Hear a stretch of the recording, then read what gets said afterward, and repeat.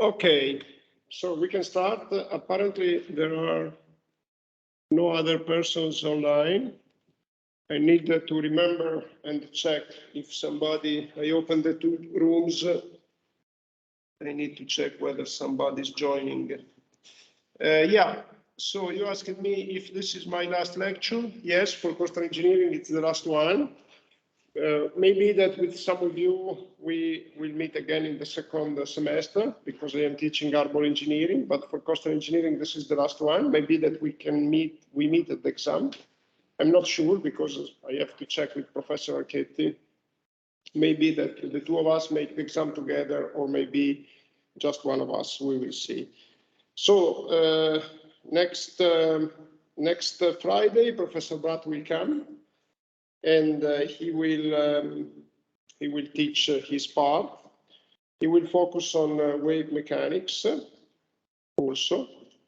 So you will have the opportunity to study in detail some of the premises that I am using in my part. And today I want to go on with the exercise because we didn't have time last time to complete it. And then I will move forward with, let's see what time is it and what time it is. And then I decide whether to move forward with one topic or the other one. And then today I will delete the links from my website, which I didn't use, just for clarity, okay? And if you're interested in my website, there is a link to all of my coastal engineering lectures. If you go on my website, there is a menu item, lectures, university lectures, and there is everything. So even if I delete, you can have access anyway. There are the links, as I said, under the menu lectures. Okay, so now let me open R. First, let me open and share the screen while I'm opening.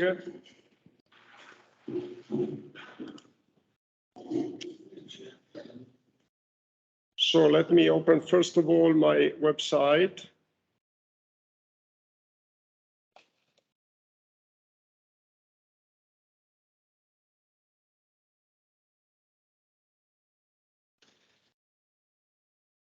Here we are, coastal engineering.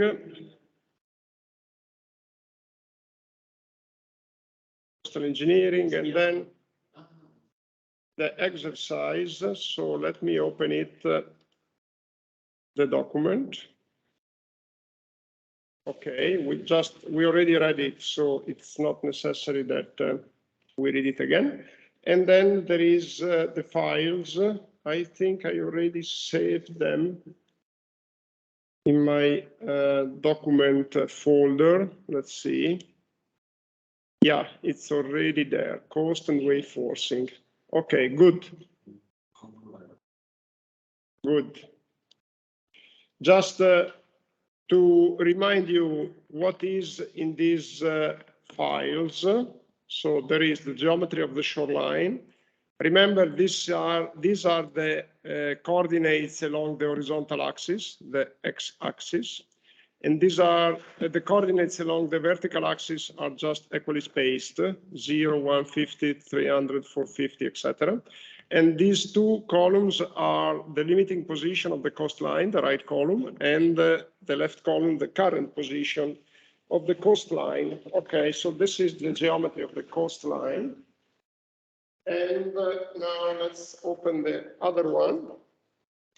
The other one is providing all the data, wave forcing, but there is more than wave forcing. Here there is the step on the vertical axis, the time step, and the number of simulations.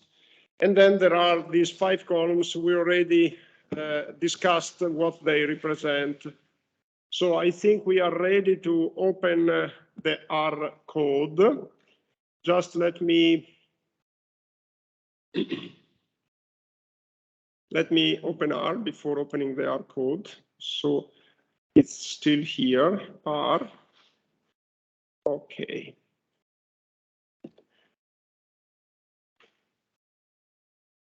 Good. Before I move forward, I'm not sure whether I already mentioned to you RStudio. Did I already mention it? Yes. Okay, so we are not discussing RStudio here.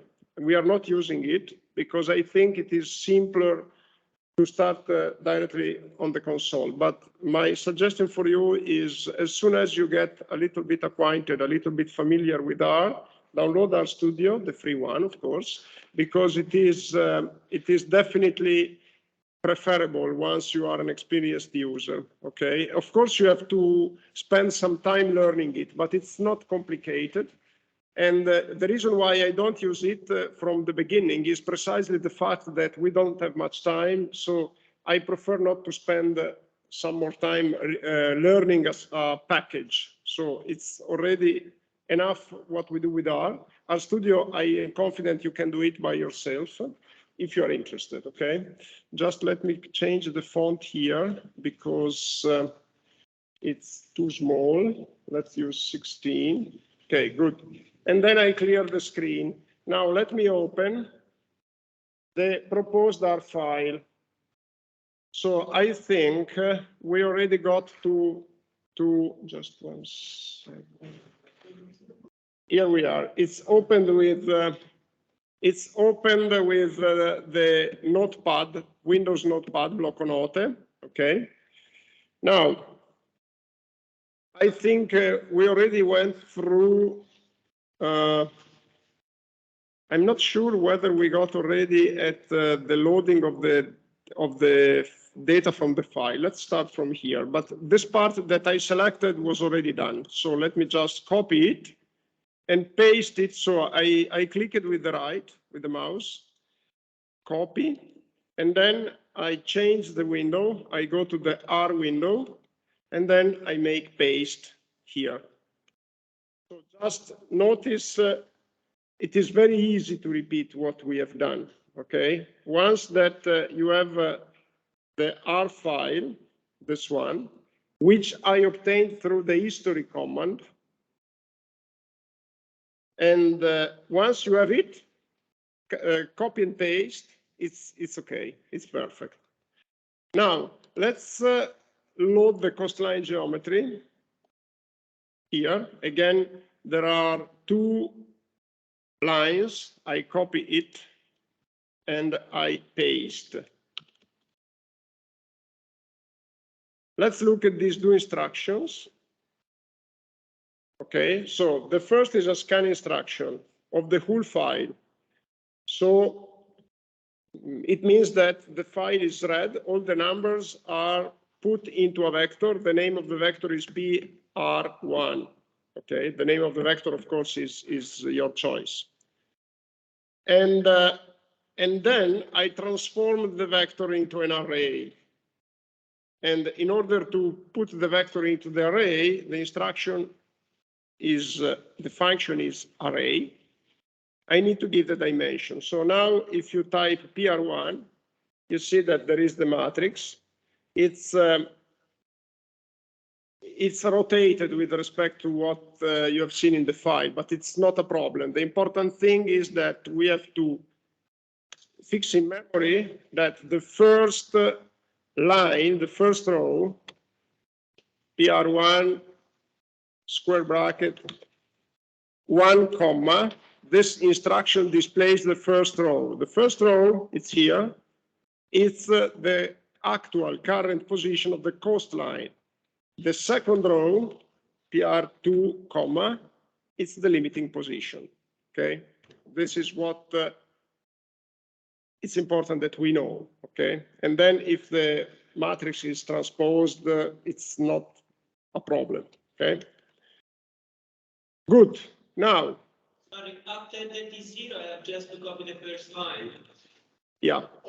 So upload the Yeah, and maybe you have to put the files in your document folder, okay? The coast txt file, Must be txt. Yeah. Okay. If you don't find it, if you get any error, just let me know. Yeah, errore il file, così dovrò perché non è presente txt. I think the extent Is already txt. I think it should be saved in. I just opened your link. For geometry of the code. No, you have to click once that you opened it. That's you have to click on the web page with the right save as.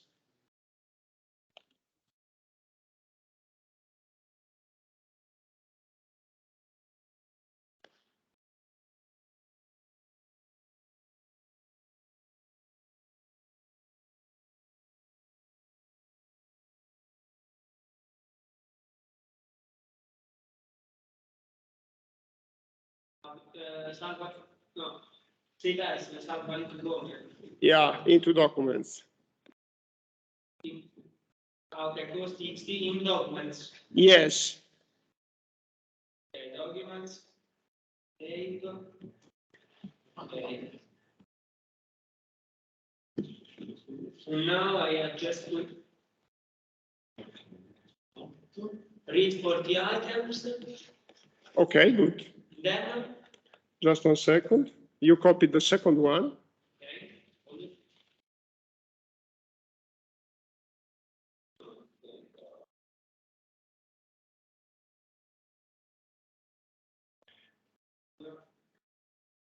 Thank you. Okay. Just try to visualize PR1 square bracket 1 comma, as you see on the screen here.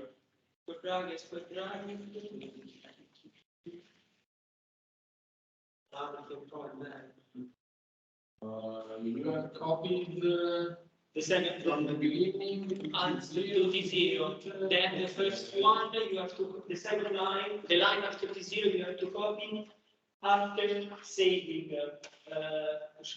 consonant. I already have all the files. Okay, so you can copy all of these lines. All the files with the correct name is the same folder. Yeah. File.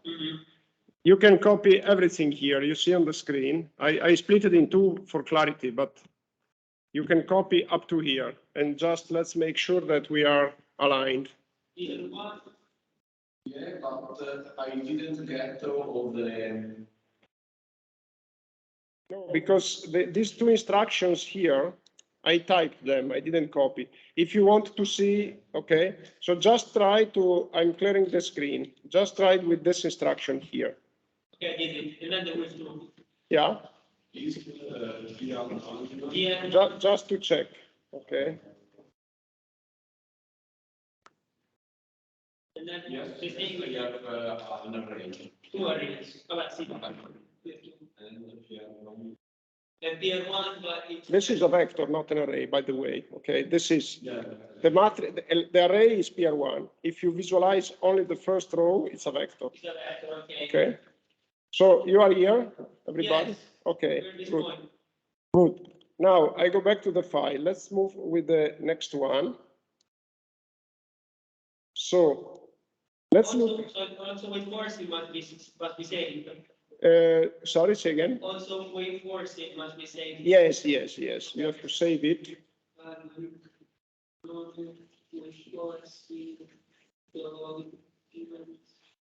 So just two. Okay, thank you. Okay. Yeah. And now let's look at this instruction. Let's copy it, but before pasting, let's discuss it. Okay, it's similar to the previous one, but here there is an additional argument, n equal 1. It means that it only uploads one number, the first one, okay? Let's try it. dy, just to check, 150, good.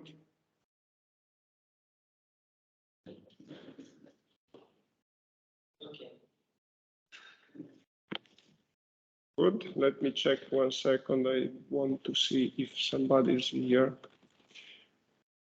I think not, okay. Okay, good. Now let's move forward with this next one. The next one, it is interesting. And so let's copy it alone because there is an additional argument again, which is skip equal 1.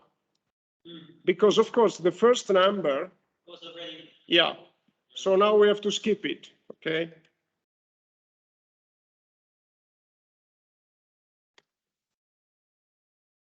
What is DT? dt is the time step, 2 minutes. in second. Okay. Because, you know, I am performing a numerical integration in space and time. So the spatial step is 150 along the vertical axis, and the time step is 2 minutes. Yeah.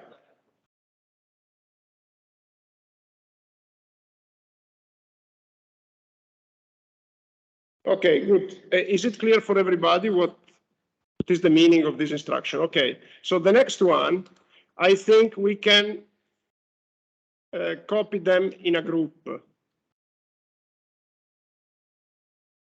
And what is done here is to upload first the number of time step with the first instruction and delta t.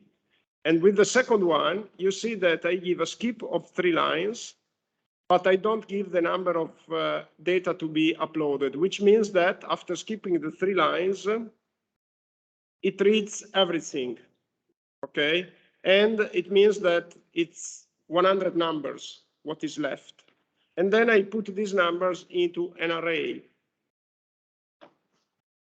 Let's copy and paste.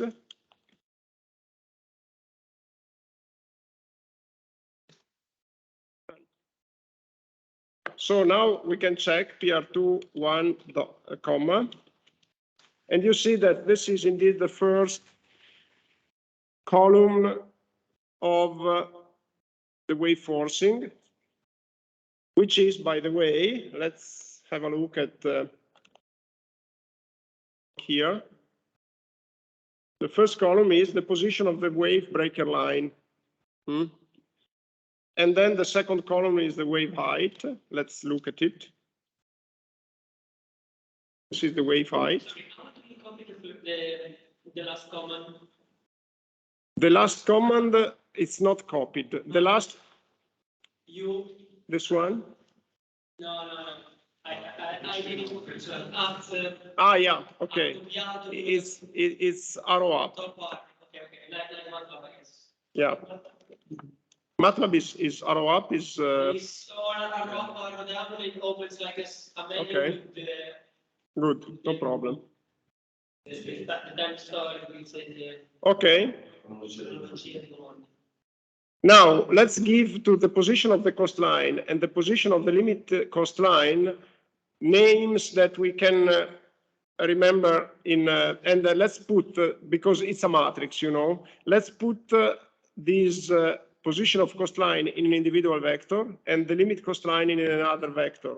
This is the meaning of this 2 instructions, to split the matrix into 2 vectors. It's not needed. It's just for clarity, you know.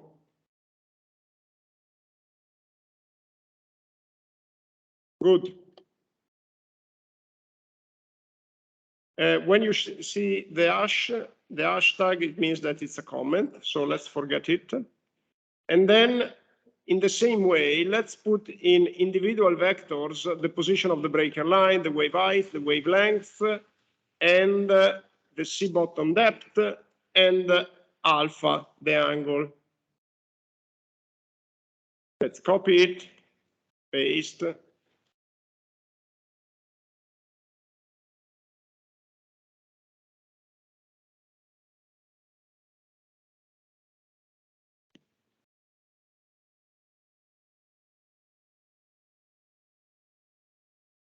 Good.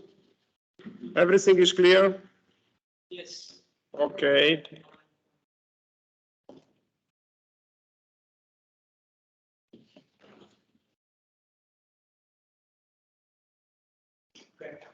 Now, this instruction, it's a new function. You don't know what is. Let's.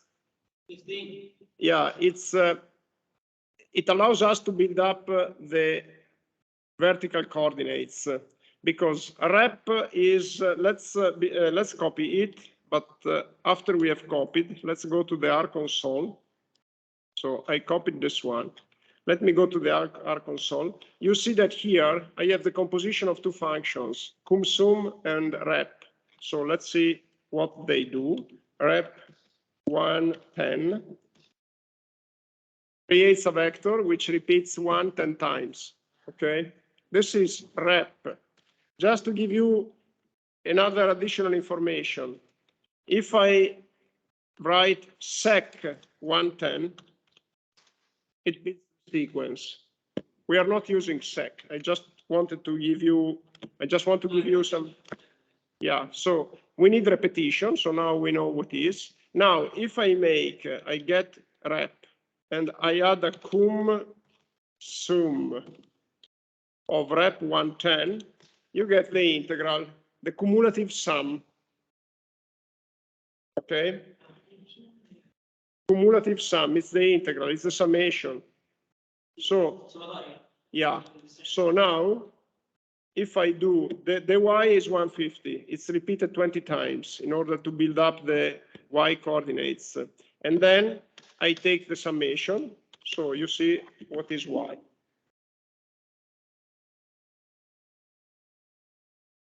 Okay, so things are similar to MATLAB. Yeah. For example, I just try with second Mm-hmm. to first number, second number, and the third number, which is like the how much number I have to jump. Ah, okay, yeah. It's like the gap. I just did 1, 10, 3. So Yeah, I think. 11, 10. You know, this flow chart is similar to Yeah, you see the instruction here, it's similar. Yeah, I know that it's very similar. Indeed, they should be, the ideal situation would be if they were indeed similar, but they have a different origin, and therefore, you know, from the beginning they were a bit different. But there is a clone for MATLAB, a free source clone for MATLAB, which is Octave.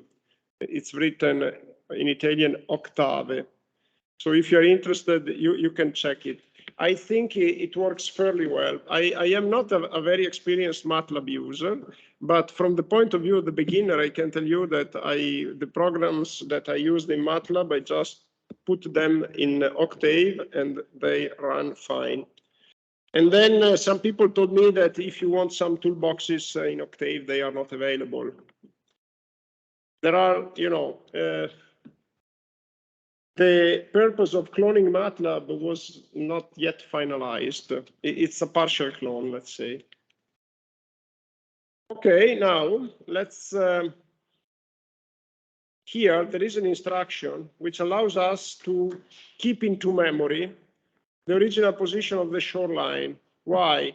Because after erosion or accretion, we are modifying the vector XLC in the new position, but it is a good idea to keep memory of the initial condition.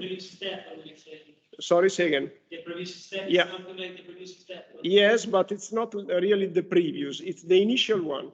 Times Okay. 0. Yeah, times 0.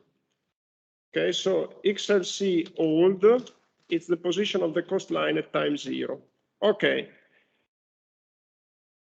Here, there is a plot instruction which is useful because X60 old. old, yeah. Old. Initial, it's the initial one. Old, yeah. Okay. It's not cold, it's old. No. I think more in an age in front of the old because it's older, but yeah, that's it. Okay, I got it. Okay, and then we can plot it, just the first one. So now a graphic window is opened, which, you know, it's a first example of a plot. This is very rough. Okay, but just let me point out, and then I can.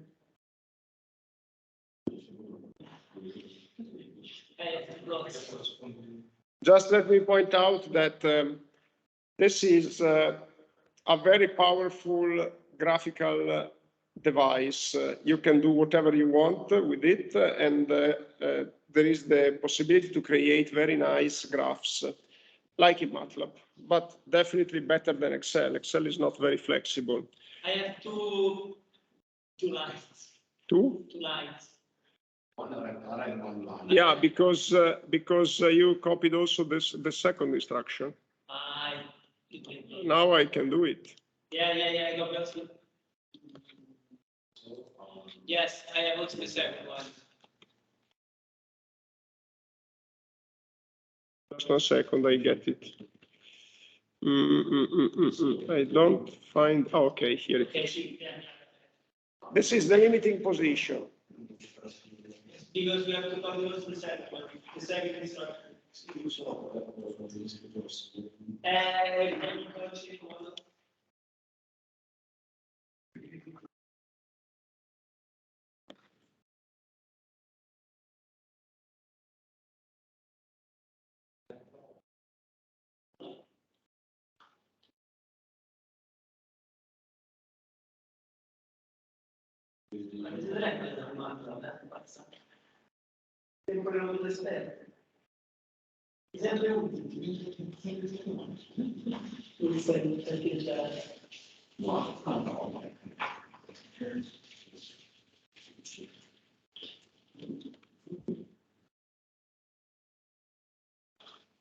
Are you there?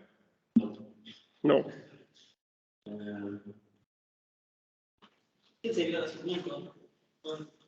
Io c'è questo copiato da flop fino a scrivere tra grafico senza Anch'io. adesso non me lo metto. Ok, Sì. Aspetta, perché quando si spiega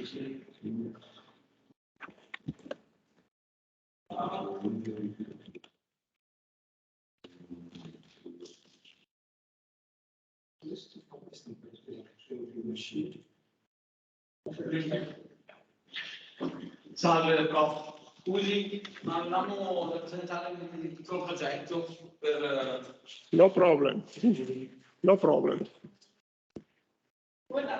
Bene.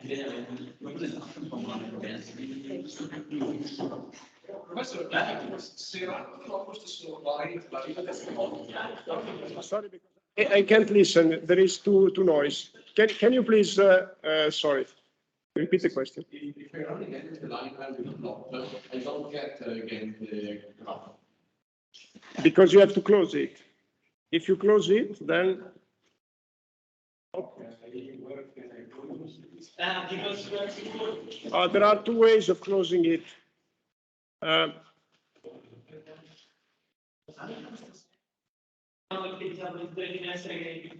Solo uno di loro.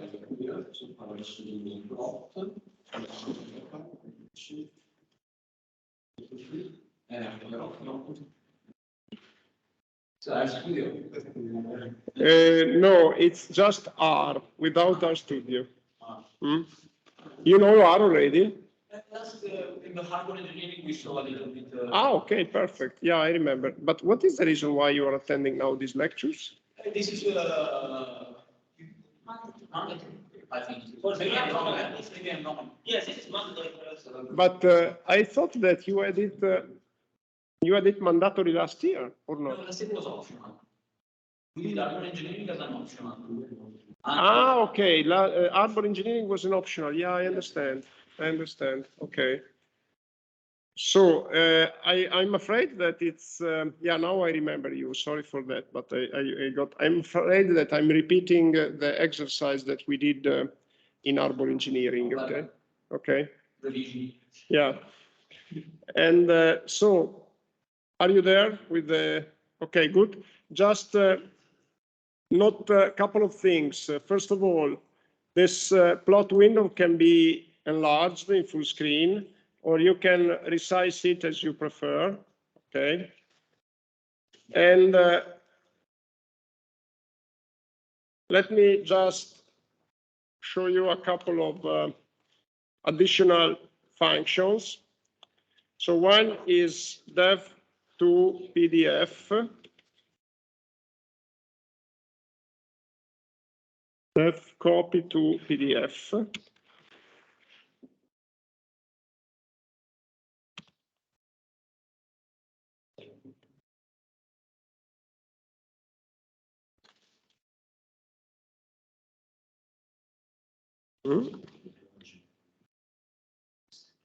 Okay, that's the copy to PDF, perfect. So if I just make this, I just print this instruction, you should find now a file in document, a PDF file with the plot, okay? Just open it.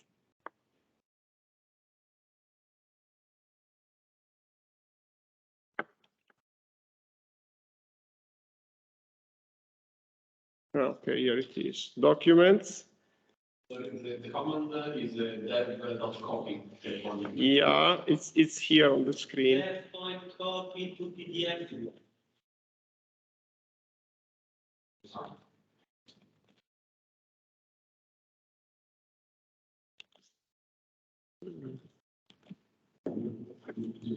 Just 1 second, I'm going back to R. Yeah, this is the instruction.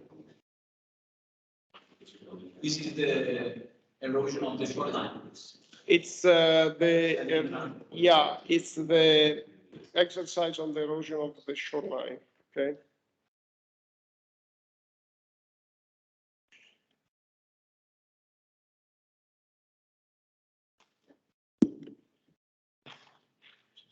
Now, a couple of additional information. First, you can, if you type dev off, you close the graphic window.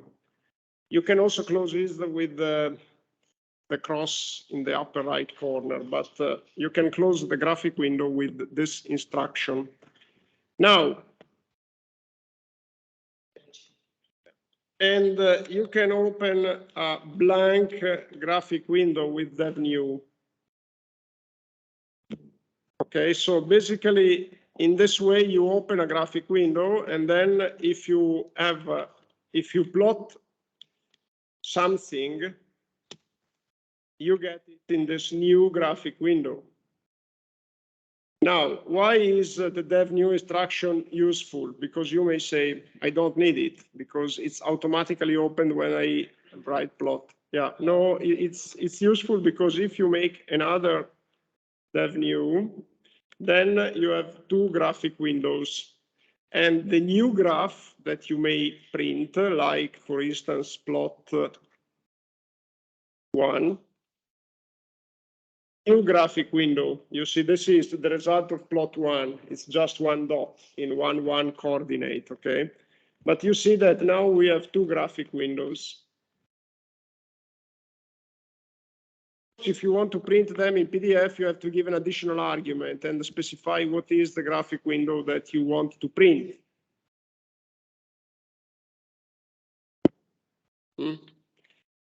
One additional information. There are several types of graphic windows, and you may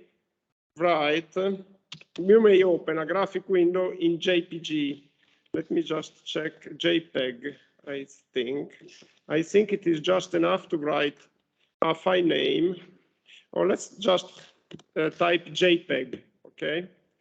JPEG, and then I can make a plot.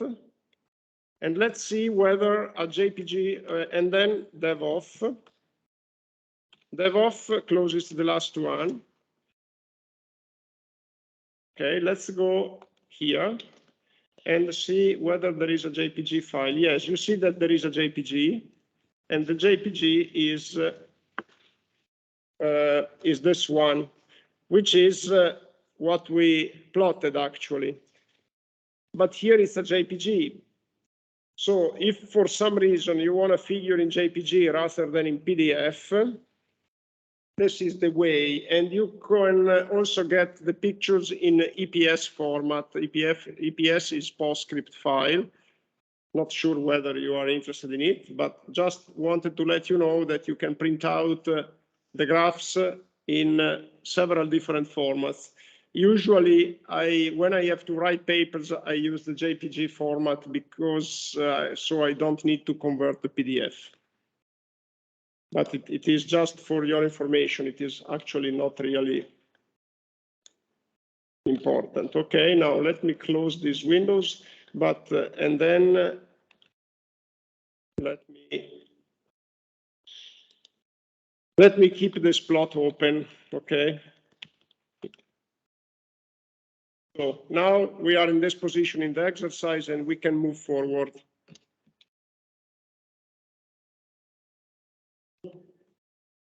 Okay. Are you with me? Everything is okay? Perfect. Good. Now, first, here there is an instruction which defines a vector. Why there is this instruction? First of all, QL is the vector which I want to calculate of the volumetric sediment transport. Okay, so this is the vector that will contain the data of the volumetric sediment transport. It's a vector with size 20 because I have 20 deltas, spatial steps along the beach. So each of them will contain a sediment transport data, volumetric sediment transport data. Okay, now let's write this, let's define this. And another additional consideration. I don't need to define variables before assign the values. So if I write a equal to, that's fine.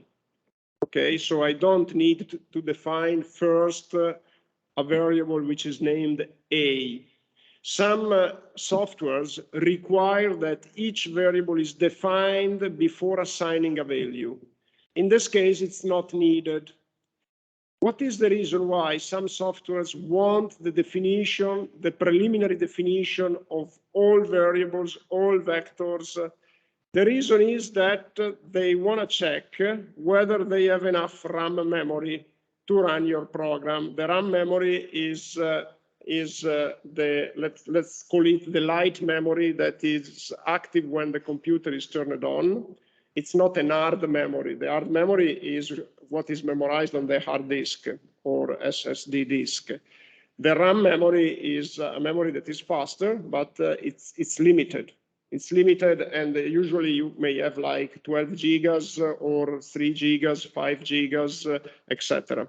So, of course, it's important that you don't run out of that memory because, you know, of course, if you have 12 gigas, it's difficult, but I can tell you it happened to me once, because if you start using matrices and maybe 3D matrices, they take a lot of memory. So the reason why, again, some platforms require the preliminary definition of the variable is that they want to check if they have enough memory. But this becomes a little bit, it becomes a little bit complicated, you know, so. Yes, Fortran works like this. Yeah, Fortran works like this. Real. Yeah. Yeah, there is. Before was Fortran and DXA with MATLAB. But for Fortran was way more complex for define just a variable. Yeah, and in MATLAB it is required definition of variables. No, okay. A equal to and it takes it. Okay, but if I put A1 equal to here, it doesn't take it because. It takes it because I already defined A. Sorry, let's remove A. A1 equal to, it says that it requires a definition. So R takes a midway solution. So R requires the definition of the vectors, but not the definition of the variables. Also, R, it's flexible, because if you define a vector with size 20 and then later on you increase the size because you assign the value, a value 21, 22, it updates it. So it is flexible, but still it keeps this requirement of defining roughly the vectors that you want to use.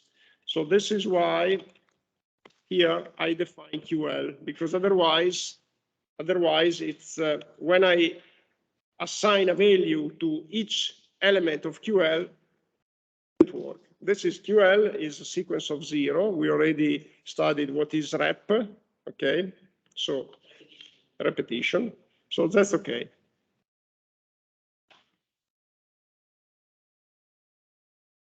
Now, what is done here? First of all, a for cycle. You see how it's written in R. Okay, the syntax is different with respect to MATLAB, is different with respect to Fortran. This is the way, okay?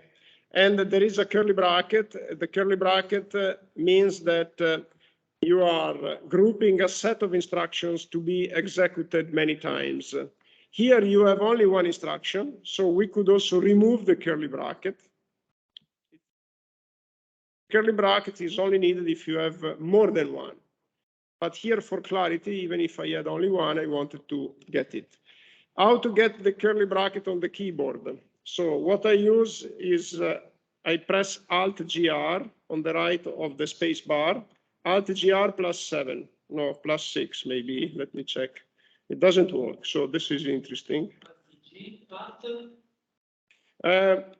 Here it doesn't work. So usually I use Alt-GR +8, but let me just check. No, it's the curly bracket is in my keyboard here, it's in the keyboard. So just check in your computer if you have it in the keyboard. If it is in the keyboard, of course, you have to look on the right part of the keyboard before the return key. And I have it. So let me just check. I think, yeah. And then if you don't have it, just try with Alt-GR and the key 7. Of course, you could copy and paste it, but just we have to learn how to get the curly bracket in our keyboard.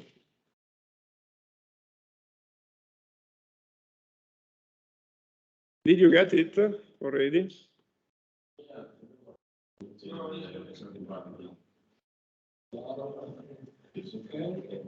But did you take, for you, did you take pressed Alt-GR? L'ha tenuto premuto? GR 7. No. 7 or 6? Try with the numbers. So you don't have it on the keyboard. This is strange.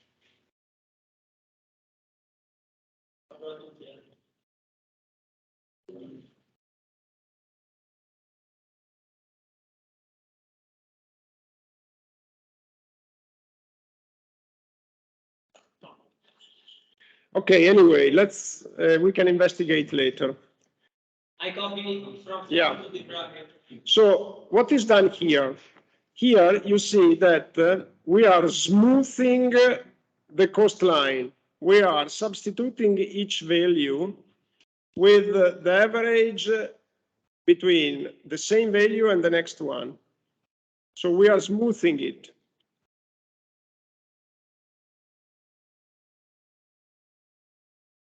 Good. Now let's copy. And let's see on the graph what we got.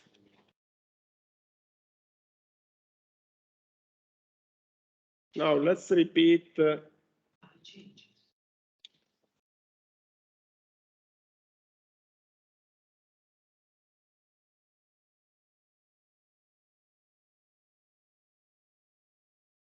Let's now print on the graph the result. Let's put the color in blue.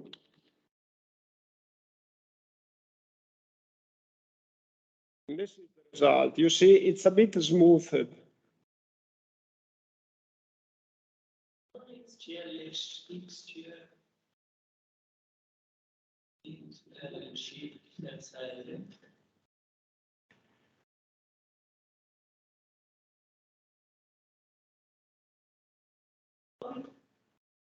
Non l'ho preso. Ah, perché non ho scritto bene.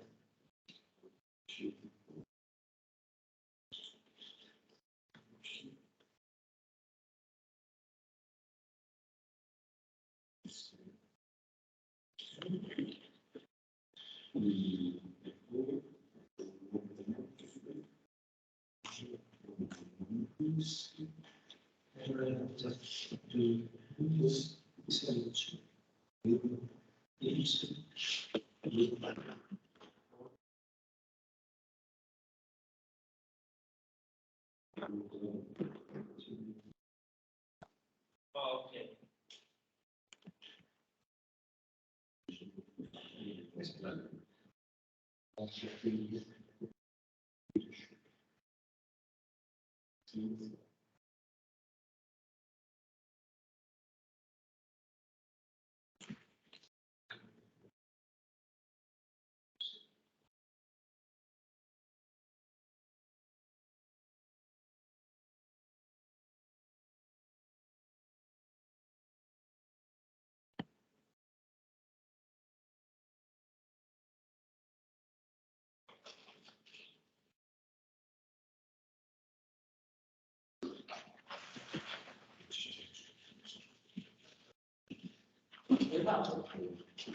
Okay, bro. Okay, good. Now, let's open the cycles, the computation cycles. You remember we have a computation cycle in time and a computation cycle in space. So for each time step, we have to run the computation on all the spatial steps. So it's the spatial cycle which is nested into the temporal cycle. So this is the temporal cycle and the spatial cycle. This is the instruction. Okay. And let me copy them and then make some comments.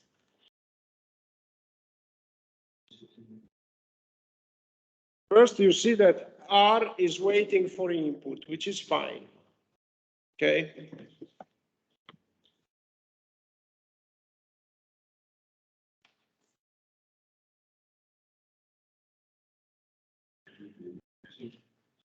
And so the time cycle doesn't require an explanation. It's from time 1 to time n delta t, number of simulation time steps, which is fine. The spatial time step, it's not extended from 1 to 20, but it's extended from 2 to 19. And the reason is that as you will see, for each computation, I need to make an average of what is computed in the current spatial step and the next one. So basically, I need to start from 2 and close to 19 for the reasons that you will see now. The reason is that I have to compute an average. And so this, you will see that the numerical integration involves some subjective decisions. Okay, and for instance, this decision of taking the average is subjective, and you will see. And I will comment later on these subjective decisions. I just wanted now to make it clear that I am consciously limiting the spatial step from the second to the last but one, okay, point. Now, let's see. First, here, there is a computation of a first average. So you see that for each coordinate of the beach, I take the average between, let me explain better. Now I am computing the angle. You remember that we had a sketch on the screen, which now I will show you again, which explains what is the angle that is interesting for us. Let me just put the sketch on the screen, okay? So to With respect to the vertical line, to the vertical axis. yes, we have the angle alpha here. And we need to compute in our relationship alpha 2, which is not a problem. The only, of course, alpha 2 is an angle between the wave and the direction of the coastline. Good. So we need to know the direction of the coastline. In order to compute the direction of the coastline, I move forward in this way. So what I have is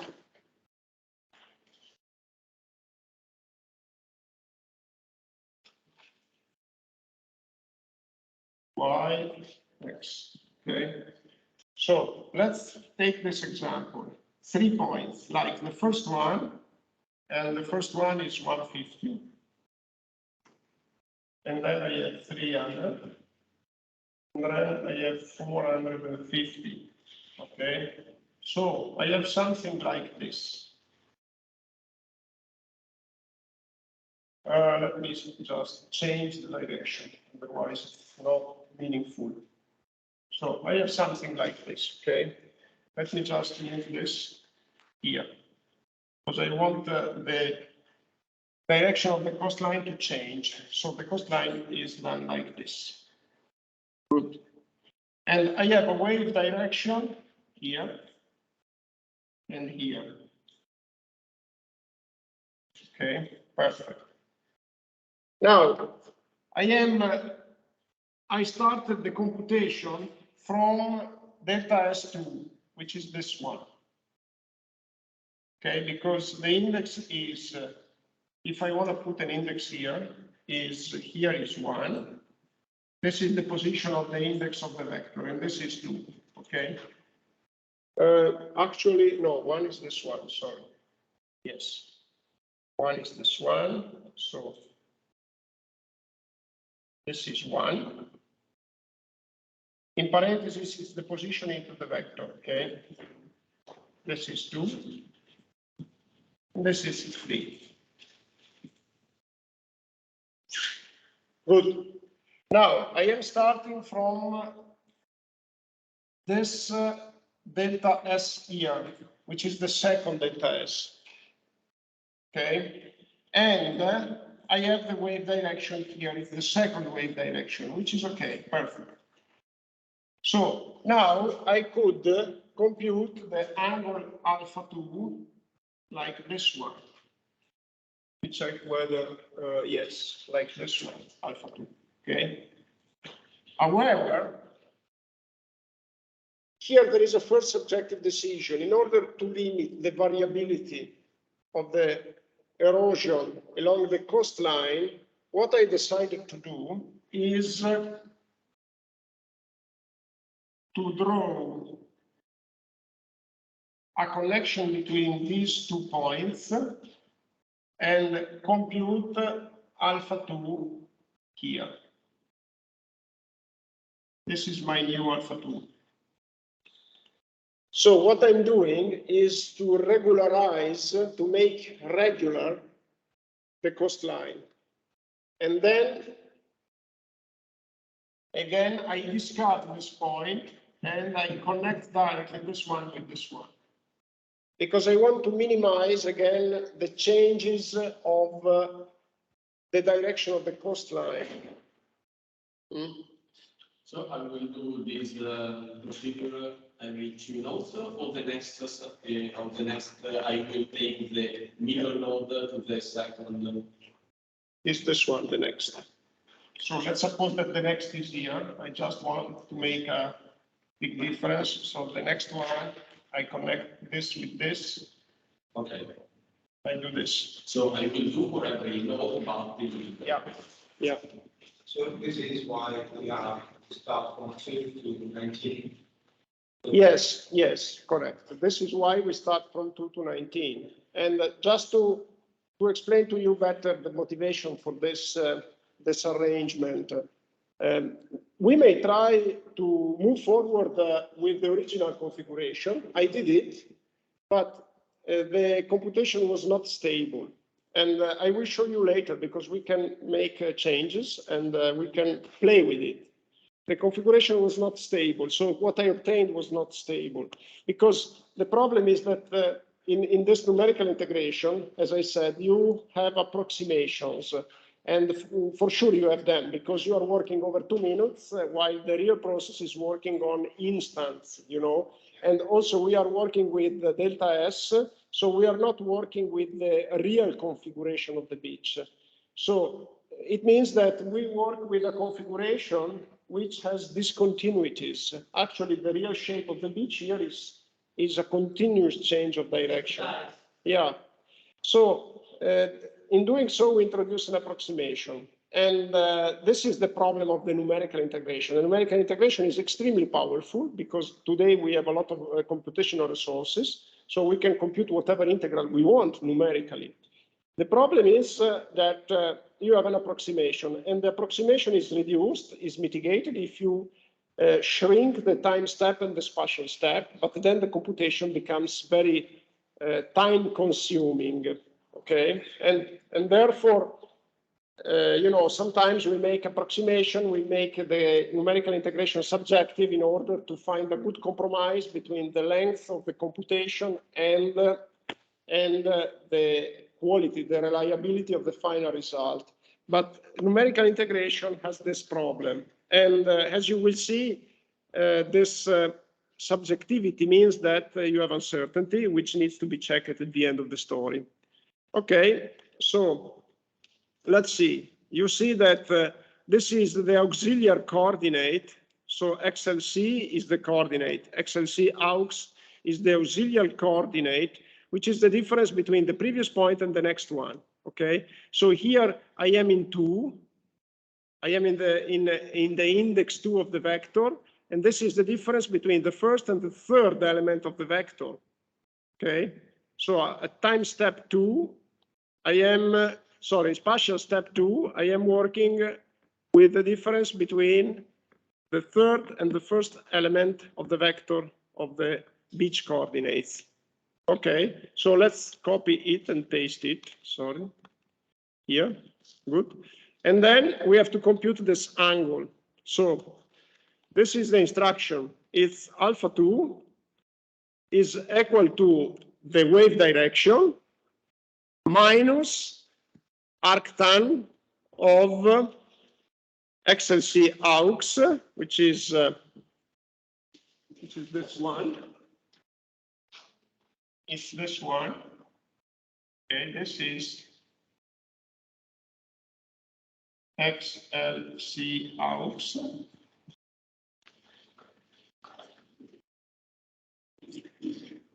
Divided by 2, divided by the y. Y2, so this is x, sorry, let me write it. Let me read it. It's alpha 2, it's equal to alpha, which is the angle of the wave direction with the y-axis. So it's this one, alpha. Alpha minus arctan of XLC aux divided by 2 dy. Y2, because I need 2 dy here, 2 dy is this one. This is 2 dy.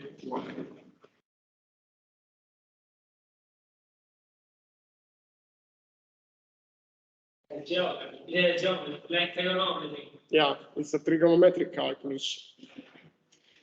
Let's copy. All of them. All of them. Yeah, let's copy also the next one. The next one is HB is the wave height at the breaker line.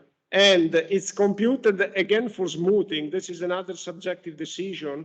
It's the average between the 3 wave heights at the 3 points, 1, 2, and 3. So statistics. No. No, it's not statistical, it's just an average. But the XLC aux also we have to copy.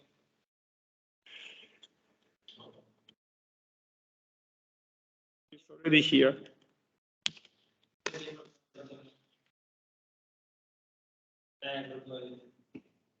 Now I have the wave angle. I have the wave height. I can compute the energy.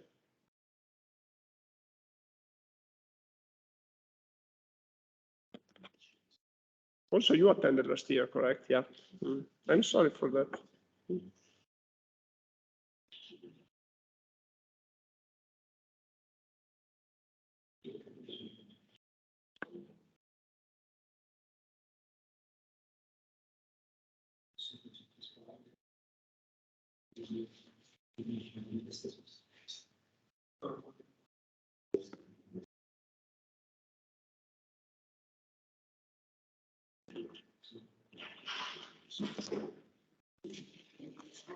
Everything is clear? Yes.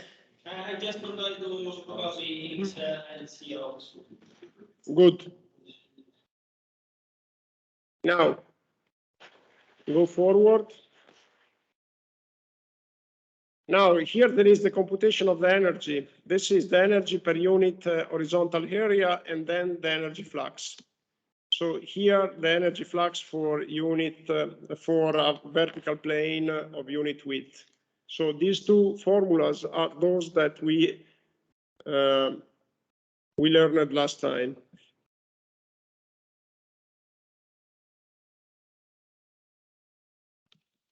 Okay.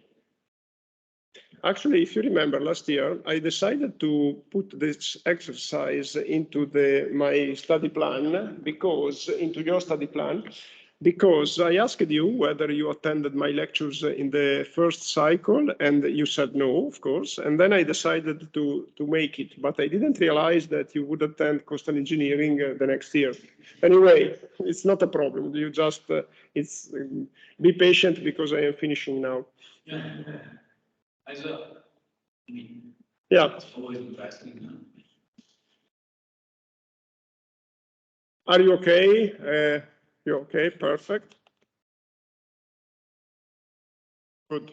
And then here there is the computation of the volumetric sediment transport, and we can close the first curly bracket, which is the spatial curly bracket. Anyway, the material is as usual from your personal website. Yeah. It is new with respect to the last year. I updated it, but you can find the same scheme. On the left, there is the teaching tutorials. You refer to coastal engineering. And okay, let's compute it.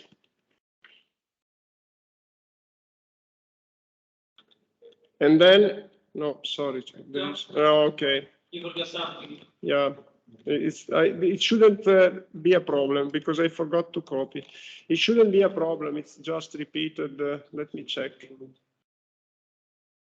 No, it's not. It's not a problem. I just copy everything until the bracket.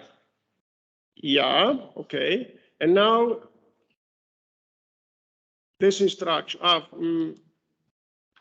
First of all, look here, this comment, which is important. QL is positive if alpha 2 is lower than pi half. In this case, the sediment transport is from the right to the left. So basically, let me just delete here and redraw the coastline.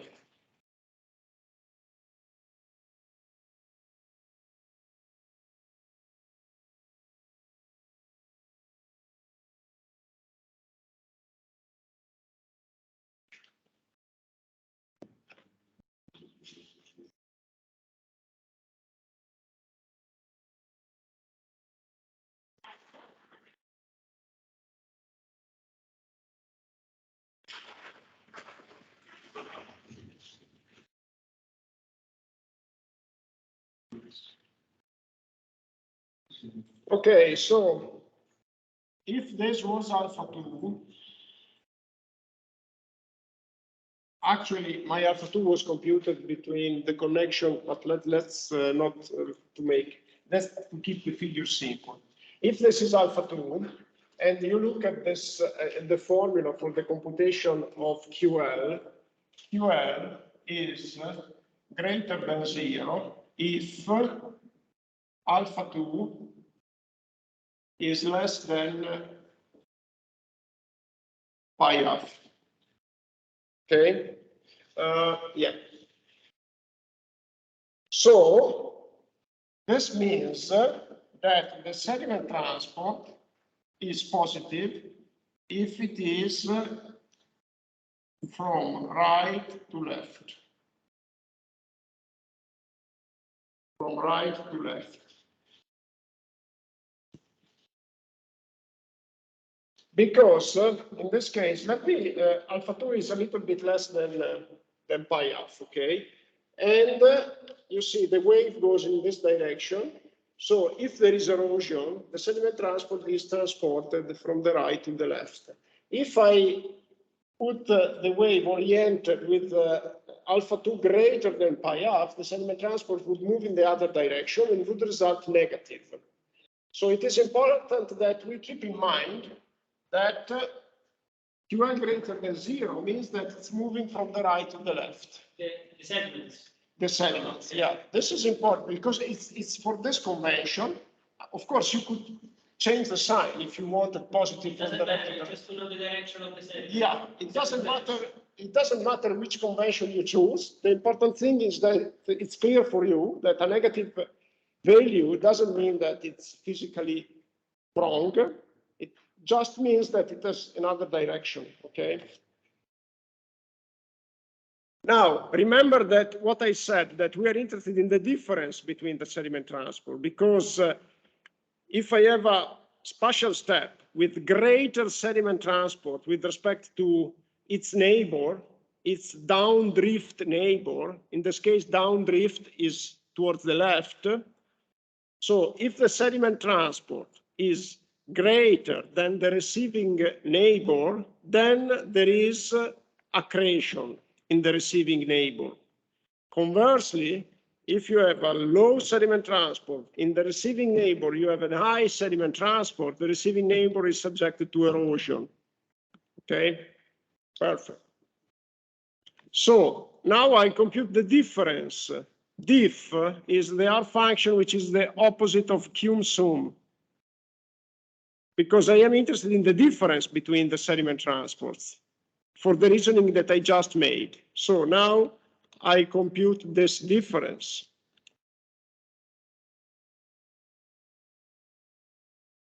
And then there is one thing that remains to be done, the computation of the new position of the coastline, which depends on the difference between the neighboring sediment transports.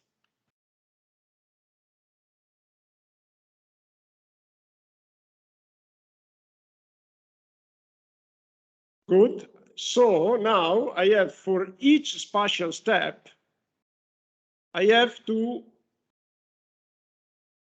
compute this change in the x coordinate. Okay, so let me just copy this. And let me put it. So for each spatial step, but I stop at the 19th because, be careful, the vector of the differences is a vector that has a dimension which is lower with respect to QL. It's length of QL minus 1. So my spatial step has to run from 1 to 19, because when I take the differences, I have the resulting vector, which is of reduced by 1 value length. Is it clear up to now? And now there is a final thinking that we have to make, a final discussion on how I compute this shift in the coastline. So basically, I have this point, which if there is accretion, so let's suppose that here I have more sediment transport than here. So I have to shift one of these points. What I decided to do here is to shift the next one in the middle. So I take this point here and I bring it here. If there is accretion, okay, I bring it here. So I take the difference between the first and the second sediment transport. I see if there is accretion or not. If there is accretion, what I do is to move the midpoint of the first segment here.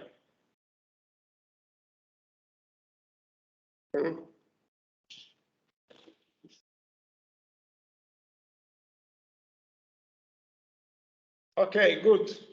Now, how can I estimate this? So here you see that I have a shift, which is called the Xi.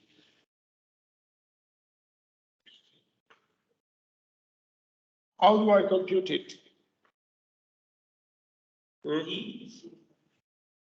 The Xi. So this is the assumption that I make. Let me just draw a cross section of the beach, of the coastline, okay? And if I make this cross section, the coastline is something like this, for instance.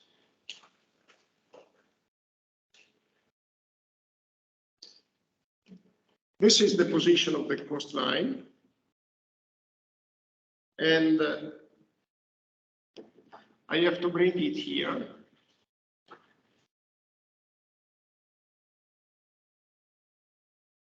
And this is my DXC.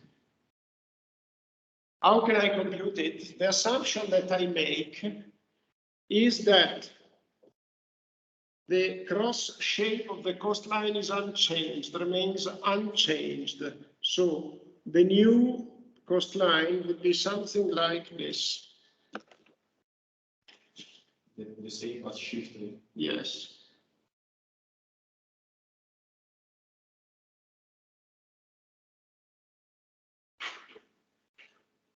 Something like this. This assumption, which is of course an approximation. You understand that it's an approximation, but it's a good approximation, and it is called the one-line model.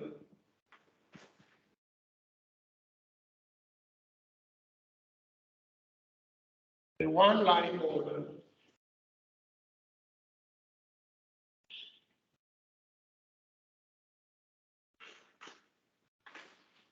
So you understand that if you know the old shape and you assume that the new shape is unchanged, basically you can express this volume here,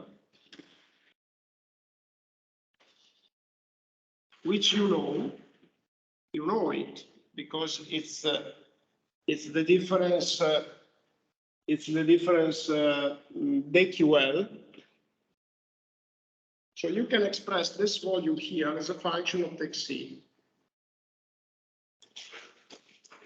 I mean, here the only unknown is the xc. You know this volume, you know the shape of it because it's just a shape by the xc of the same shape.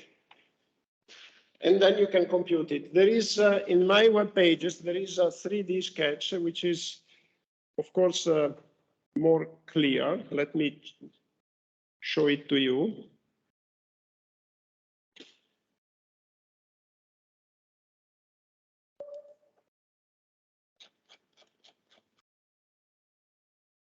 This one. So you can see here that the y it's you can take it's known anyway, and the only unknown is the xc. You see that this sketch is meaningful. There is the representation of q in and q out, and you know the shape of the beach, which is assumed to be just not a curve, not dictated by a curve, but just a line, just a rectilinear line, because the slope is assumed to be constant. And so the computation turns out to be straightforward, and it's what you see here.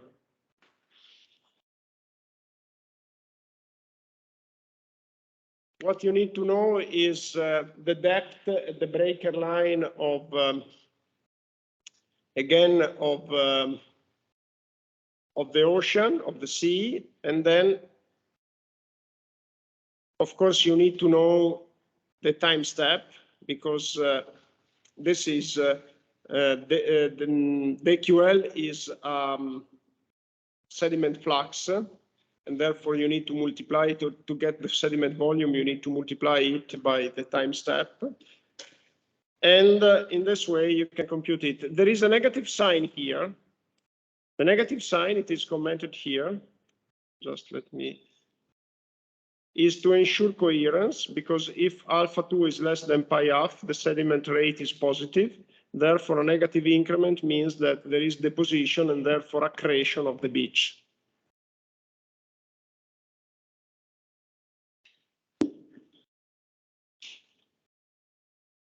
And then the position of the beach is updated. And then we can close the spatial cycle and the temporal cycle. So let me see where I was here, DEC. So I just need to do this.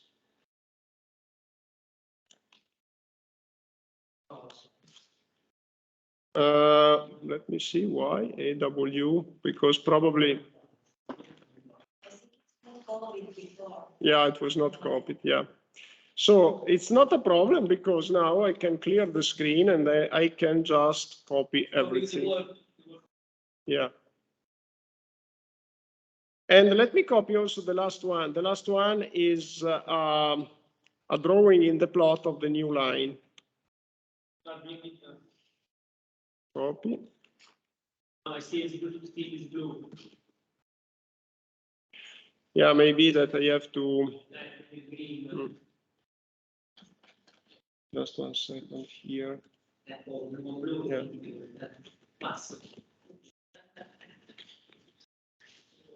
This is mine.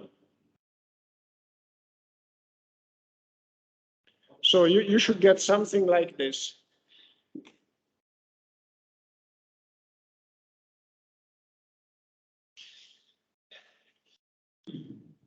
Yes. Now let me comment on the last instruction because,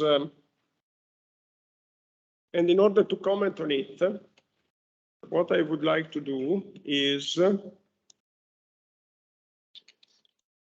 okay.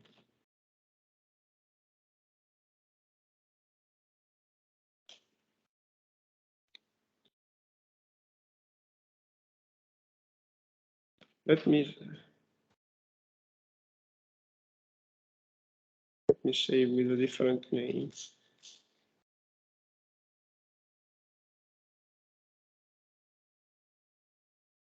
Okay.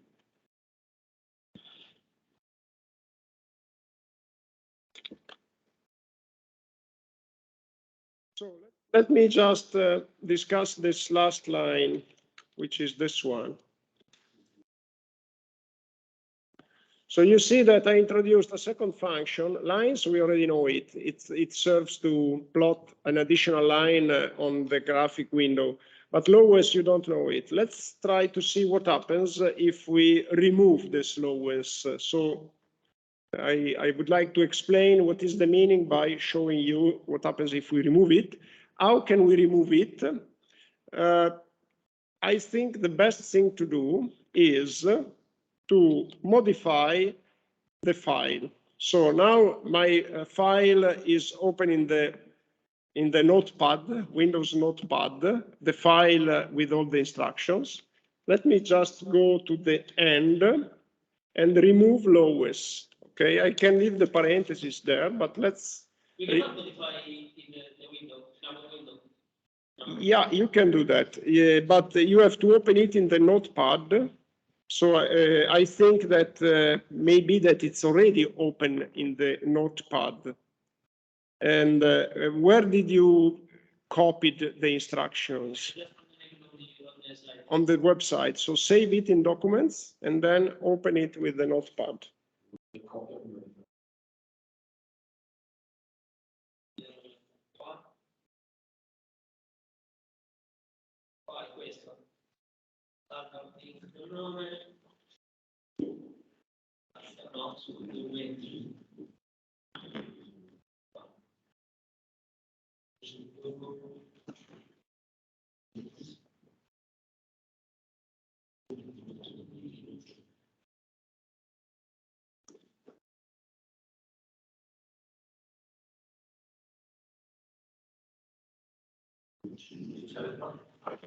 Only possible color for the lines. Green, orange, red. Because we tried that.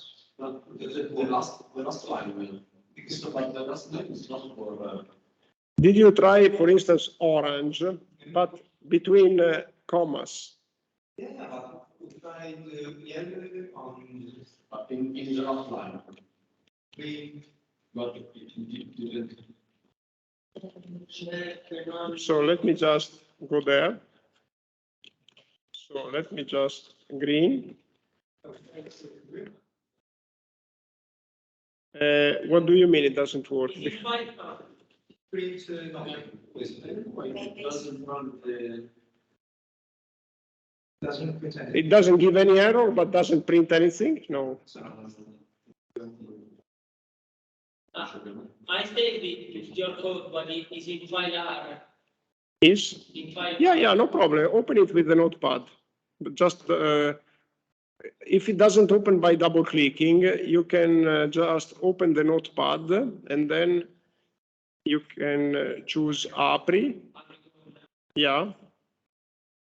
Non c'è. Blocco note. Okay. So we have to remove lowest. Just remove the instruction lowest.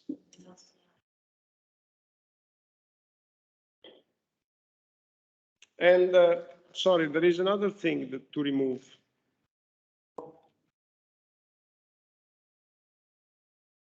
There are other things to be removed, so just I want to make sure that he's following. Are you following with the modification of the file?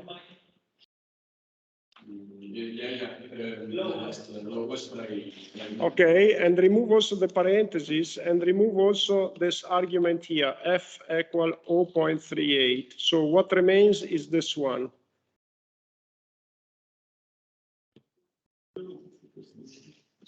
Now we need to save the file.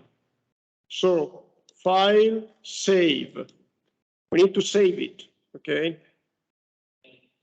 Once it's saved, let's go to R. Let's clear the screen and let's use source. how do you name the screen?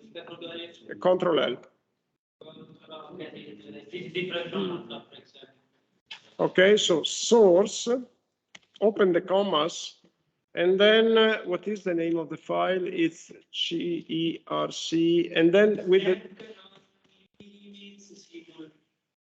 Yeah, let me see, because I think it doesn't find it. Just 1 second, because I need to put it in Documenti. Okay. So, source, this one. And in order to find it, just use the tab, okay? Source, commas, use the tab. Again, source, commas, CE, tab, and then close the commas.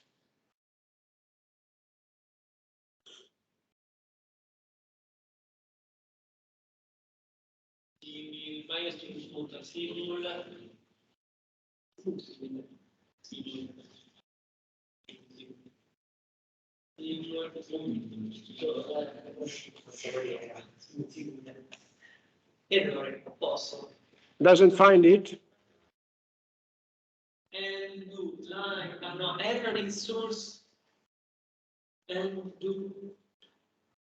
There is an error in line 70. Can you please, there is an error in line 75. 76. Not sure. I think it is this one. So just make sure of what you did here. I compare with this one.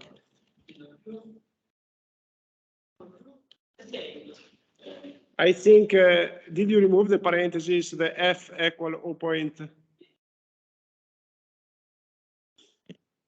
F equal to, was F equal to, and then I want. Must be some.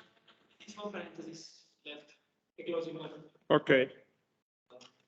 Just try again. Source with arrow up. Okay, got it. Good. Now let's look at the plot. What's happened? So you see what is the result. It's unrealistic.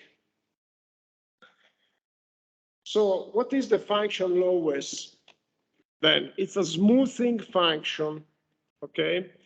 And so you can go to R and type lowest. And it's a smoother, and F is the smoother span. If you increase F, you increase the amount of smoothing. Now let me go back to the code. And the code is here. With control, let me just re-establish the original. Okay, I need to do this. Lowest. Okay. Okay. Now let's try with f equals 0.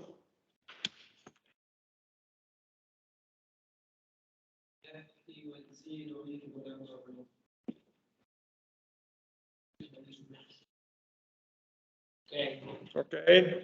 Again. So, okay. F. It requires that f is greater than 0. So. Yeah. If like that, if we don't apply the function. Correct. Now I put it F001, so it's almost 0. You see that there is no smoothing. Good.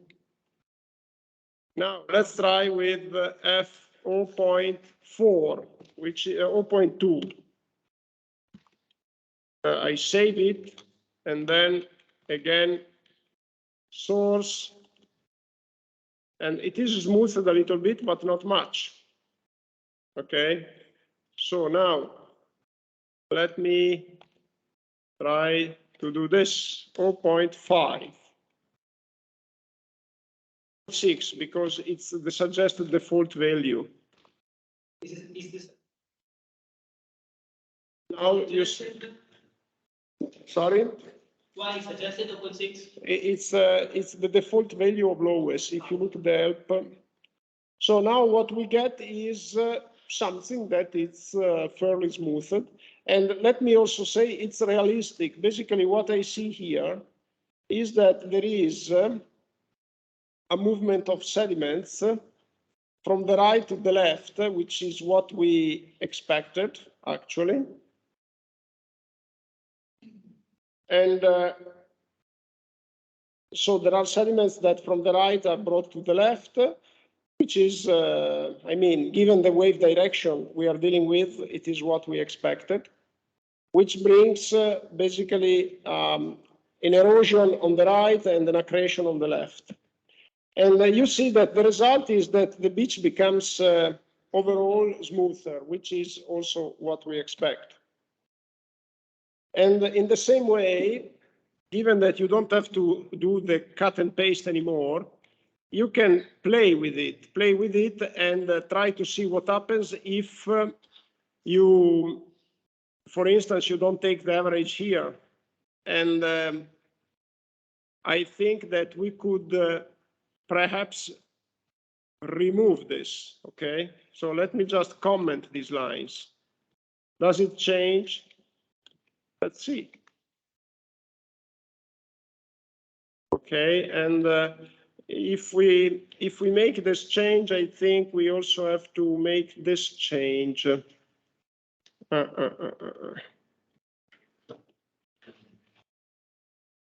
let's try just to remove the first one, okay, and see what happens.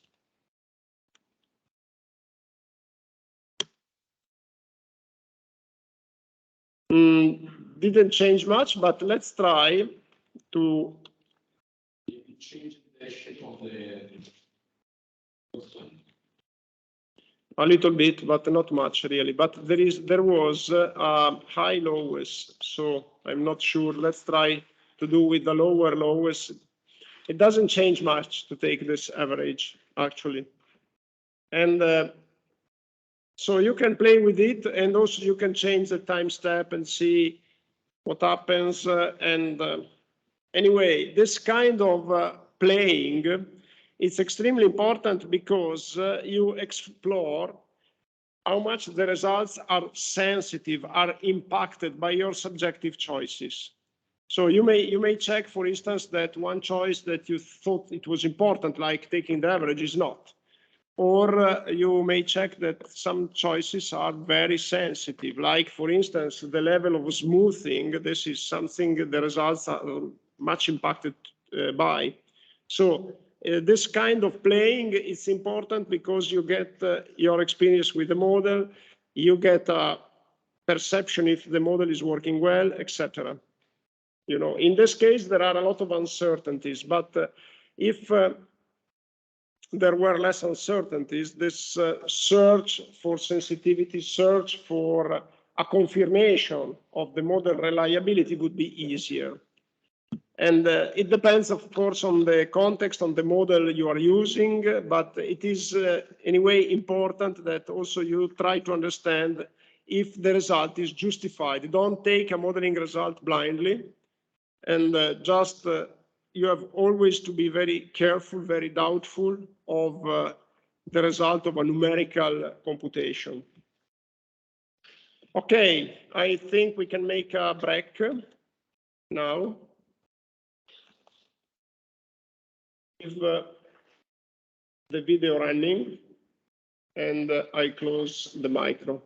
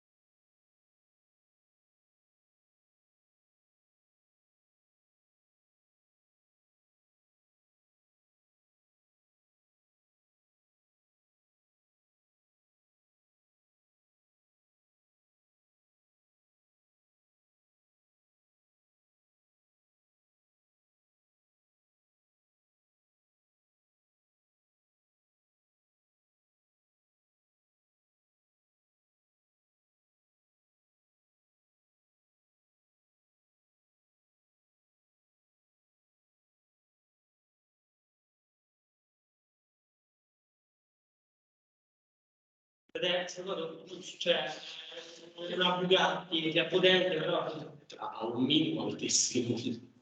poi dovrei staccarla come.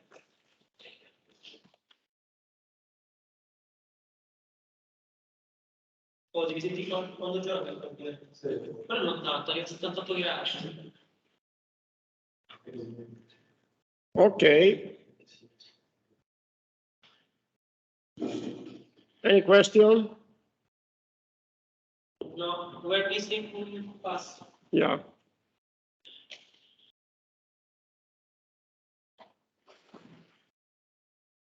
So now we're back to the lessons. Yes. Okay,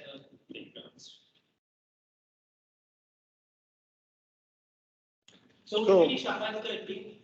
5:30, yes. I think we can skip saltwater intrusion. Can you please help me to remind in harbor engineering, did I talk about saltwater intrusion?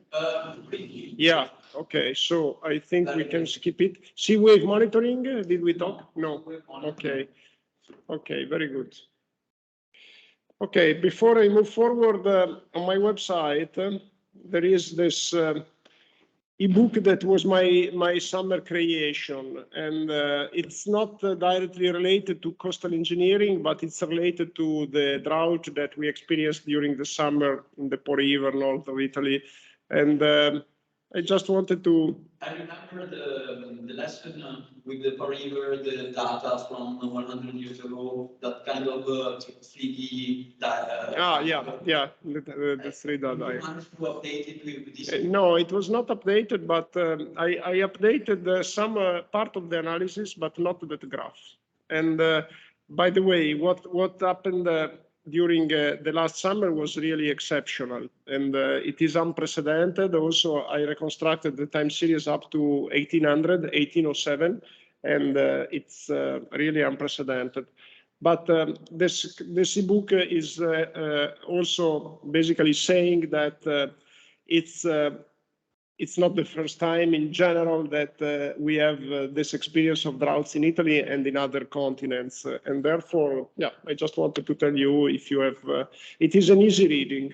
So it's just like a narrative, okay? It's a travel through time. Okay, now let's go to sea wave monitoring. I don't remember whether I have, just 1 second, I have a PowerPoint or not. I don't think so here, no, okay. First of all, just 1 second. I want to check why I don't have a title here. Let me see.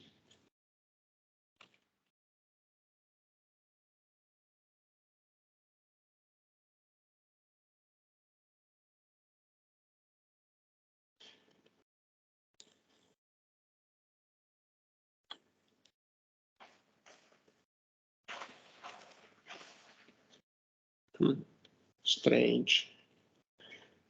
I have the title here and not there. Just 1 second, I want to check.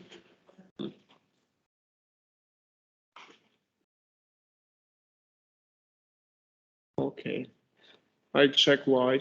For some reason, if I log out, it doesn't display, but anyway, it's not a problem. I log out. Okay, coastal engineering here. Okay. So we know that we need data on waves in order to compute our design variables. We have seen that even for determining the evolution of coastal geomorphology, we need the indication of, we need to provide wave height, data observation of wave height, and the wave direction. And for some sediment transport formulas, we also need to specify the wavelength, a lot of information on waves. And this information is usually extracted from data, either directly from the observed data or by fitting the data with the probability distribution. This is something that Professor Archetti will explain to you, maybe that she already introduced the problem. estimation of extreme wave height, extreme wave direction, etc. And sometimes we resolve the problem with statistical analysis, but in any case, we need data on these wave features. So the question is how we can monitor these features, because the real situation is different, is much different from the ideal situation. In the ideal situation, we are dealing with a plane wave. In the real situation, we have a mix of several different trains of waves, which it complicates, of course, the data collection. So there are several methodologies that are used actually to monitor waves and to store the data. It's important that we know these methodologies, these techniques, because this provides information on data uncertainty. Data uncertainty is an essential information for us. It's essential because, of course, uncertainty, it's a very important information for the engineer. Uncertainty is something that you have to take into account, because it is not just enough to say what is your expected wave height with a given return period. I hope that you already have an idea of what return period means, but it's an indication of the exceptionality of the event, of the frequency of the event. So it's not just enough to give the wave height, we also need to give an indication of the uncertainty, so a range around the estimated value, which is larger for increasing uncertainty. So anytime that you deal with a number, with an observation, anytime that an observation is provided to you, it is essential that you wonder how the data was collected, how the observation was collected. Because in this way, thanks to your experience, to your expert knowledge, you get an idea of the uncertainty. So there are features of the data which are also called in technical terms metadata, which means information on how the data was collected or where was collected, which is an essential information for you to get this indication of reliability. So the metadata may be the location, maybe the time step. So let's suppose that you observe the wave height, but at which time step you need to know this. Because conventionally we assume that the wave height is an average along the time step. So for instance, if you take the max wave height during a day, we assume that this is something that is representative for the whole day. And therefore, it's the time step is an essential information. So for instance, you may measure the wave height with the staff. The staff is a simple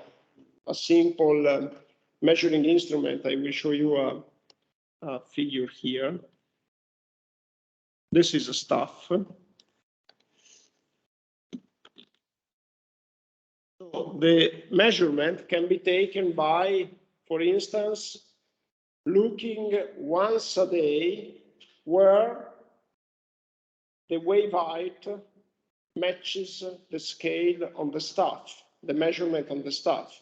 So it might be a person that goes there at 9 o'clock in the morning and sees what is the mark of the wave height over the staff. This measurement is assumed to be representative of the average for the whole day. So you understand that there is a lot of uncertainty in such a measurement, which is important that you know.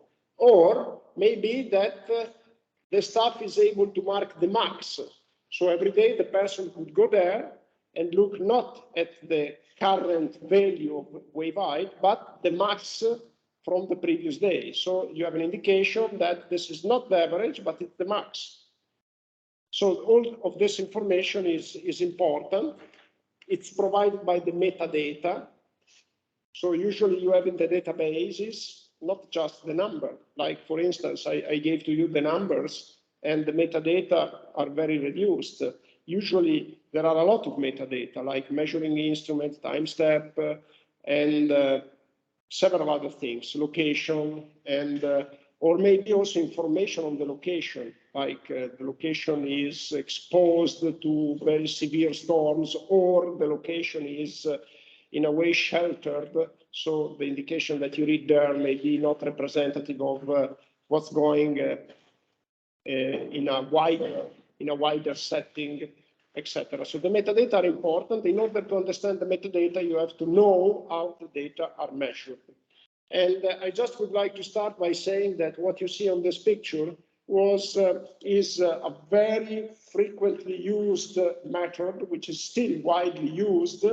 It was the beginning. It was the first idea that people had in order to get a measurement of the sea level. So the stuff is very useful, for instance, for measuring the tide changes, the tide level. With the waves, it's not really, you understand, with the waves, it's not really easy to take a measurement with the stuff. But this was, as I said, the start, and it's still very frequently used. And if you go in a port, it's very likely that you find somewhere a staff. Or, for instance, if you look at bridges, several bridges, especially on important rivers, are equipped with a staff for measuring not the sea level in this case, but the river level.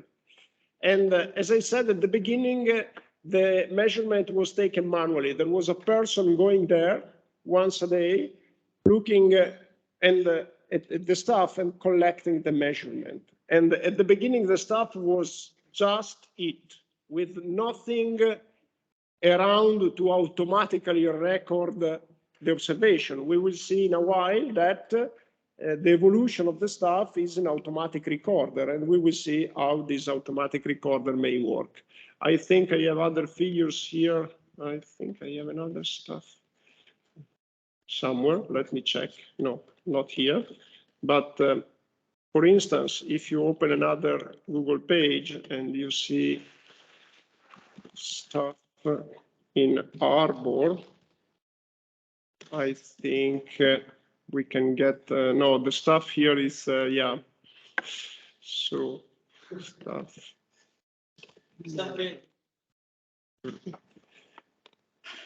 And here maybe that there is something, let's see. Anyway, I don't want to dedicate too much time to this. Maybe that we have to get stuff.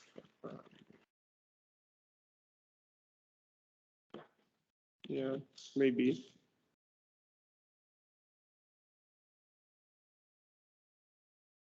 Okay, here there is an indication which is not in an arbor, but okay, anyway, I think the concept is clear, so we don't need to move forward here.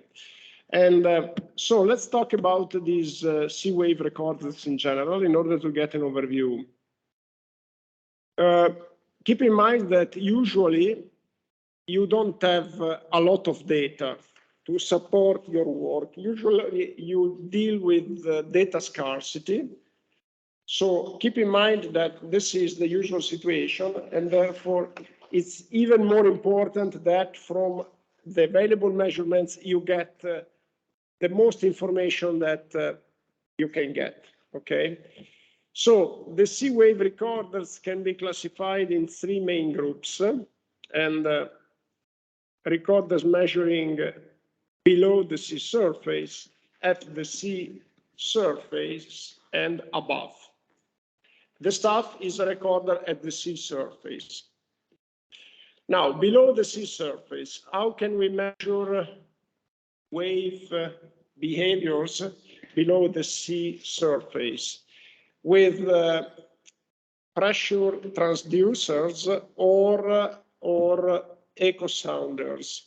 So pressure, measuring the pressure at the sea bottom is a possibility. Of course, the higher the sea level and the higher the pressure on the sea bottom. And given the range of variation of sea depth associated to waves, and given the fact that water is very heavy, and therefore even a change of few centimeters means that there is a change in pressure that can be easily detected. So the pressure measurement is a very good way of measuring the wave height. And what is the advantage of measuring the wave height in this way? The advantage is that, first of all, you know, these instrumentations have the problem to deal with salt water. Salt water means corrosion, means that, you know, there is an exposure to a highly aggressive environment. And therefore, what is most aggressive is the alternation of wet and dry cycles. So if something remains always wet or always dry, the problem is more limited, is mitigated. But the alternation of wet and dry, even if the water was just fresh water and not salt water, is the problem. So the pressure transducers, they are working at the sea bottom and they are relatively protected. They are protected from wave storms, they are protected from corrosion, more protected than those instruments that are exposed to wet and dry cycles. And there is the problem of attenuation of the signal, because of course, especially if the sea is very deep, you understand there is a problem of attenuation. It is attenuation, if it is moderate, is also a kind of a nice feature, because it means that it smooths the turbulent changes of the signal. But if it is too pronounced, so I mean, some coverage, this instrument pressure transducer couldn't work well with a sea depth of 0.5 meter, because if they get some turbulence, they get affected by turbulence, and turbulence is typically at the sea surface, they don't work well. And you understand why, it's clear. Yeah, the pressure goes up and down, and also there is the hair, and the effect of the hair is detrimental for the quality of the signal. So there is a lot of noise in the signal. On the other hand, if it is too deep, of course, the change in water level induced by the wave becomes negligible with respect to the total depth. So, of course, if you put a pressure transducer at a depth of 15 meters and the wave oscillation, the wave amplitude is 0.5 meter, then it becomes negligible, the signal of the wave with respect to the total. So they work well if they are placed at an optimal depth. They are used just offshore from the beach, where the depth of the sea may be some meters, like 5, 10 meters. That may be okay, especially for measuring the most important waves. So not for offshore? No, not for offshore. Offshore because there. Yes. For the depth. Yes, correct. And the first instrument were connected with a cable, traveling, laying on the sea bottom in order to deliver the data to a storage, to a digital storage, typically on the land. And the modern instruments, they work with a wireless transmission, which is fine, because I mean, you put the sensor in a protected chamber, and then with a wireless transmission, they can transmit the data to the recording station, which is, I mean, as I said, it's a convenient solution. And the EchoSounder, it's an evolution. The EchoSounder has the advantage that it doesn't suffer from attenuation, or let's say that it suffers less from attenuation. On the other hand, when there is a lot of variability in the signal, the EchoSounder, the uncertainty may be higher. But in order to get an idea of the uncertainty, you have the technical references of the instrument that usually provide what are the optimal conditions and what is the range of reliability, the range of variability of the noise with respect to the signal.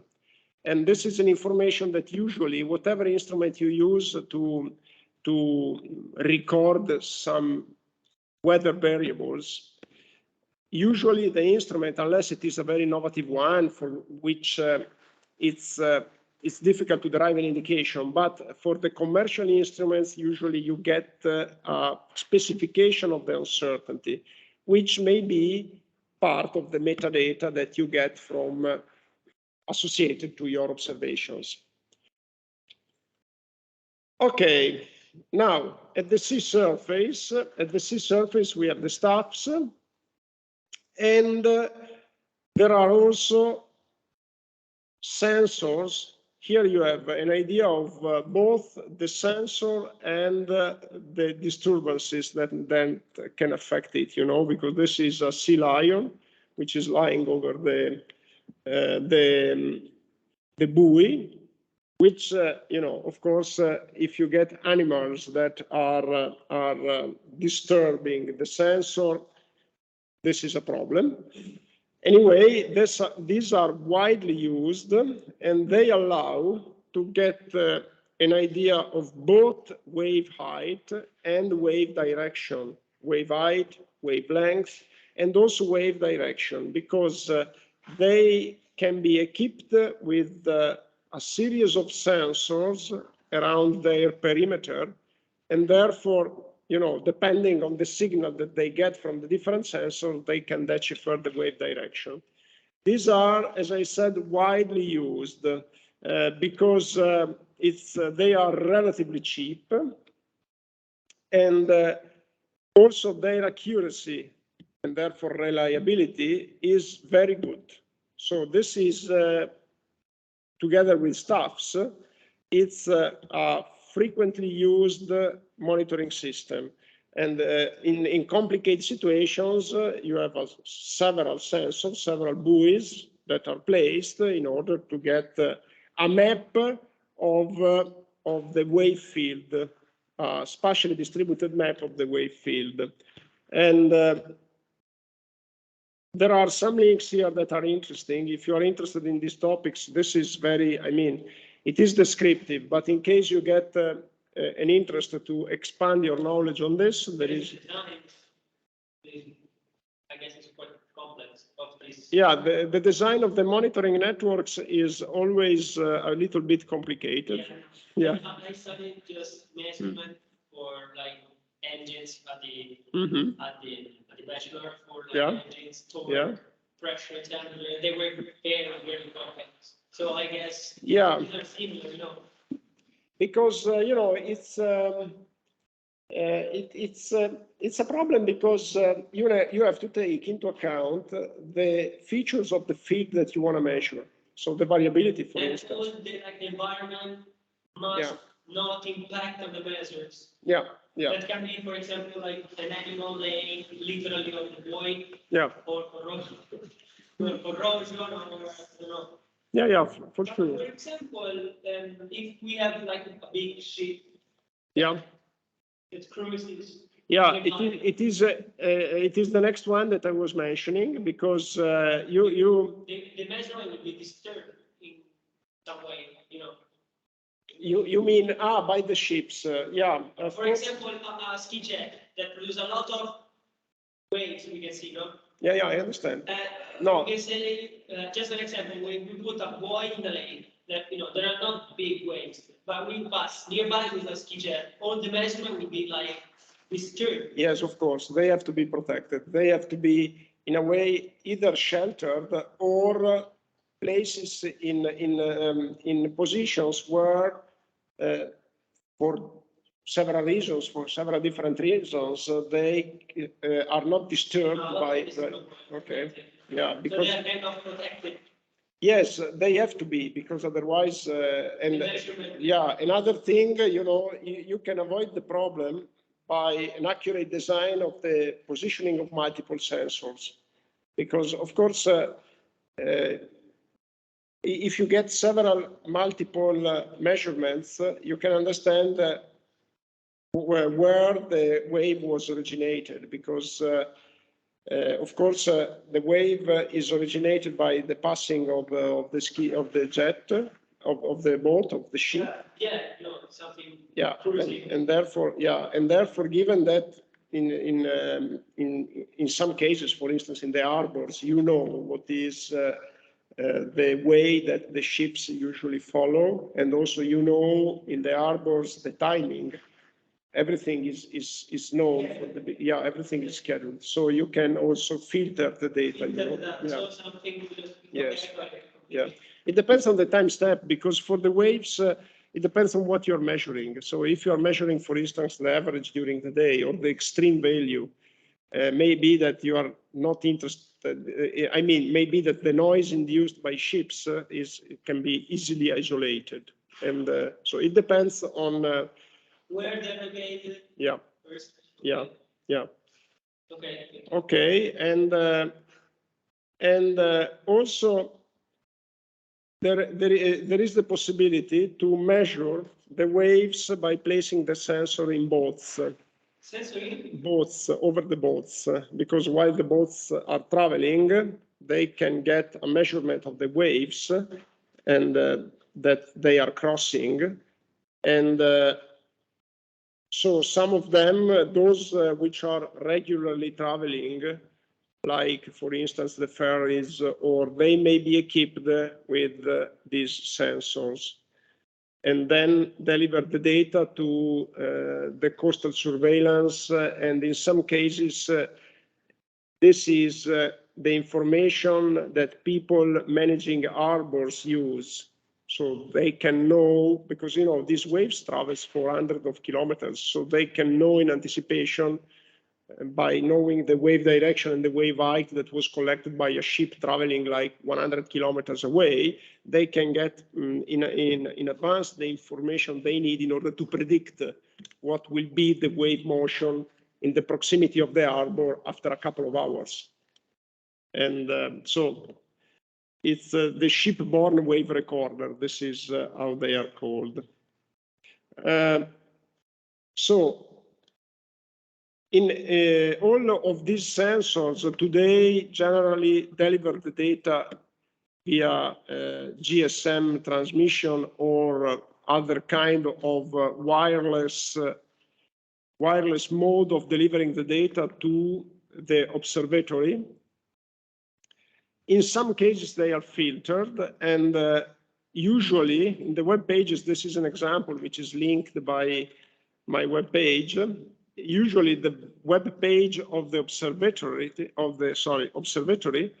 explains how the data are collected and what is the preliminary data standardization that they may apply, because in some cases, most of the observatory, they make a validation of the data before making them available, or some of them make a difference.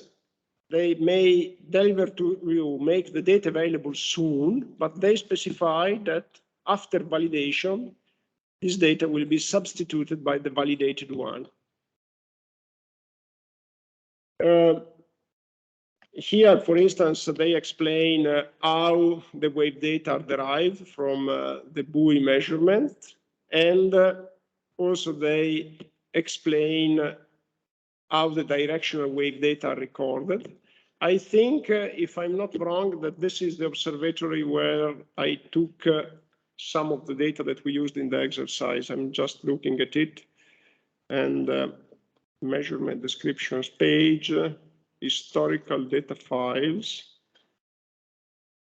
You see, I'm traveling, so here is standard meteorological data, continuous wind data, mean wave direction data. This is spectral, which means that they give you a spectral decomposition. The spectral decomposition is a decomposition in sinusoids and the cosinusoids in periodic functions. You know that any signal can be decomposed in periodic signals plus noise. And water level data, for instance, and here, let me see, no, here there is nothing. Anyway, water column height, let's see if I can find something, but It is in general not easy to browse these websites because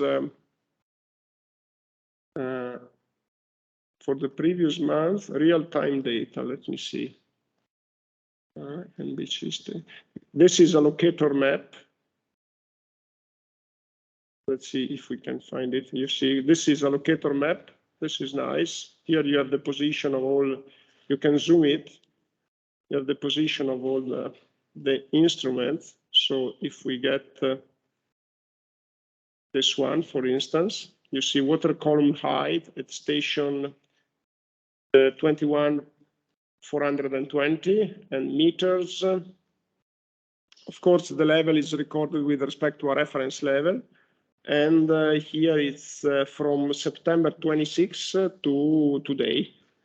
And this is in real time. This is in South China. Let's see if we have something close by. In the Mediterranean, we have only, this is, I don't think, they have no data here. Let's see in the English channel if we find something. Met Office. View details.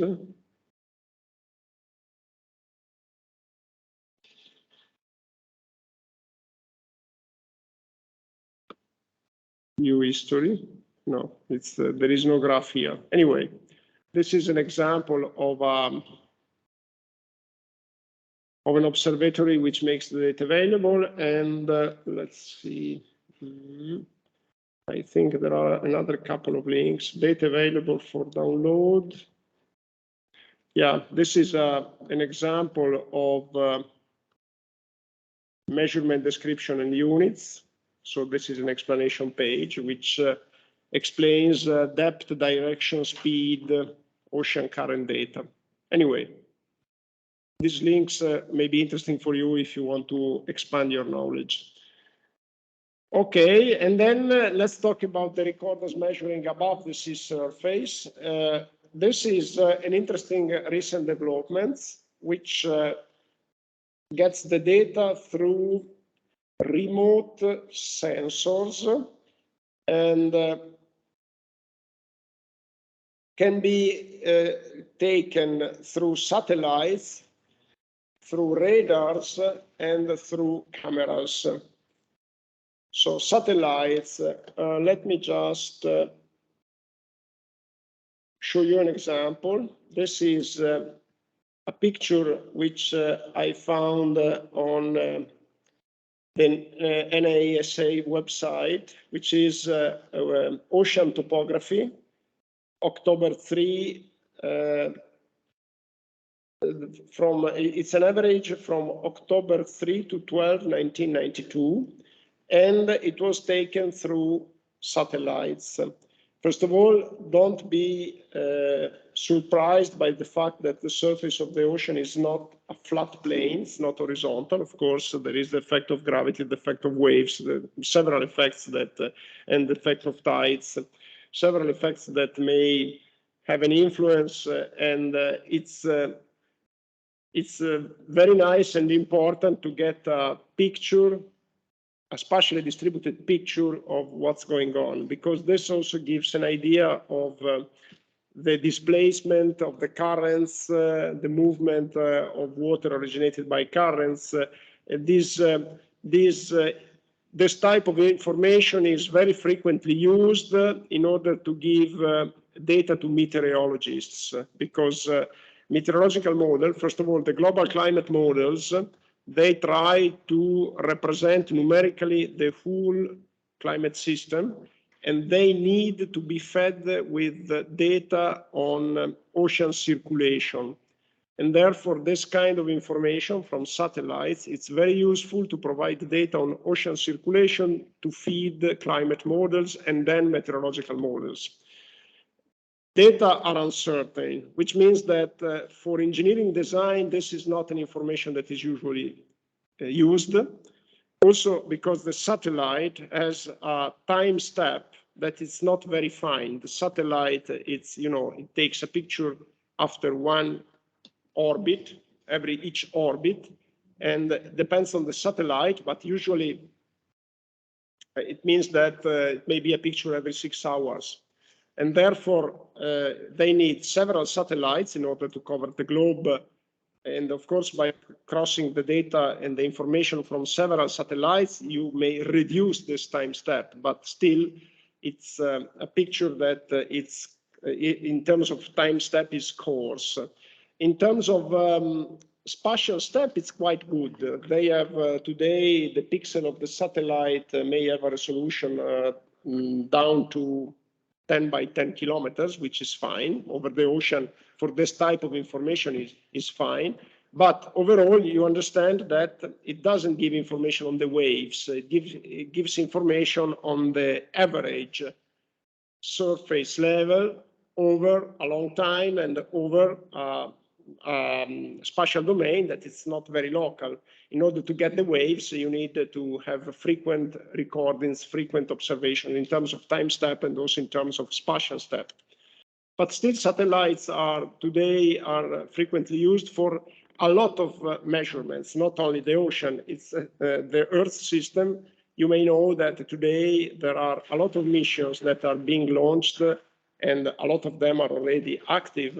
And actually, we are getting an information that is really amazing on the Earth system today, every day. And this information now, the problem is how to manage it.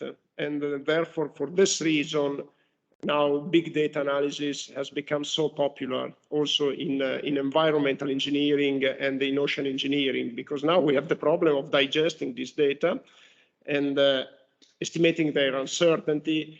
And so, I mean, the information is really impressive. On the other hand, in engineering design, in technical engineering design, this kind of information is not yet much used. It is used for getting a picture at large scale, large spatial and temporal scale.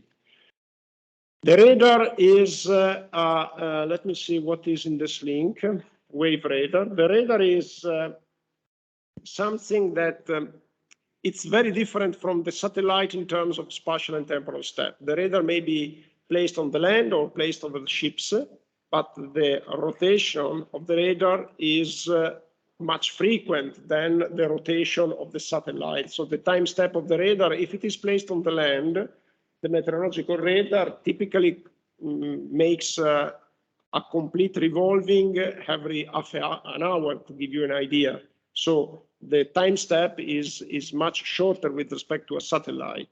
And also the spatial resolution is much finer. Of course, the radar doesn't cover a large surface.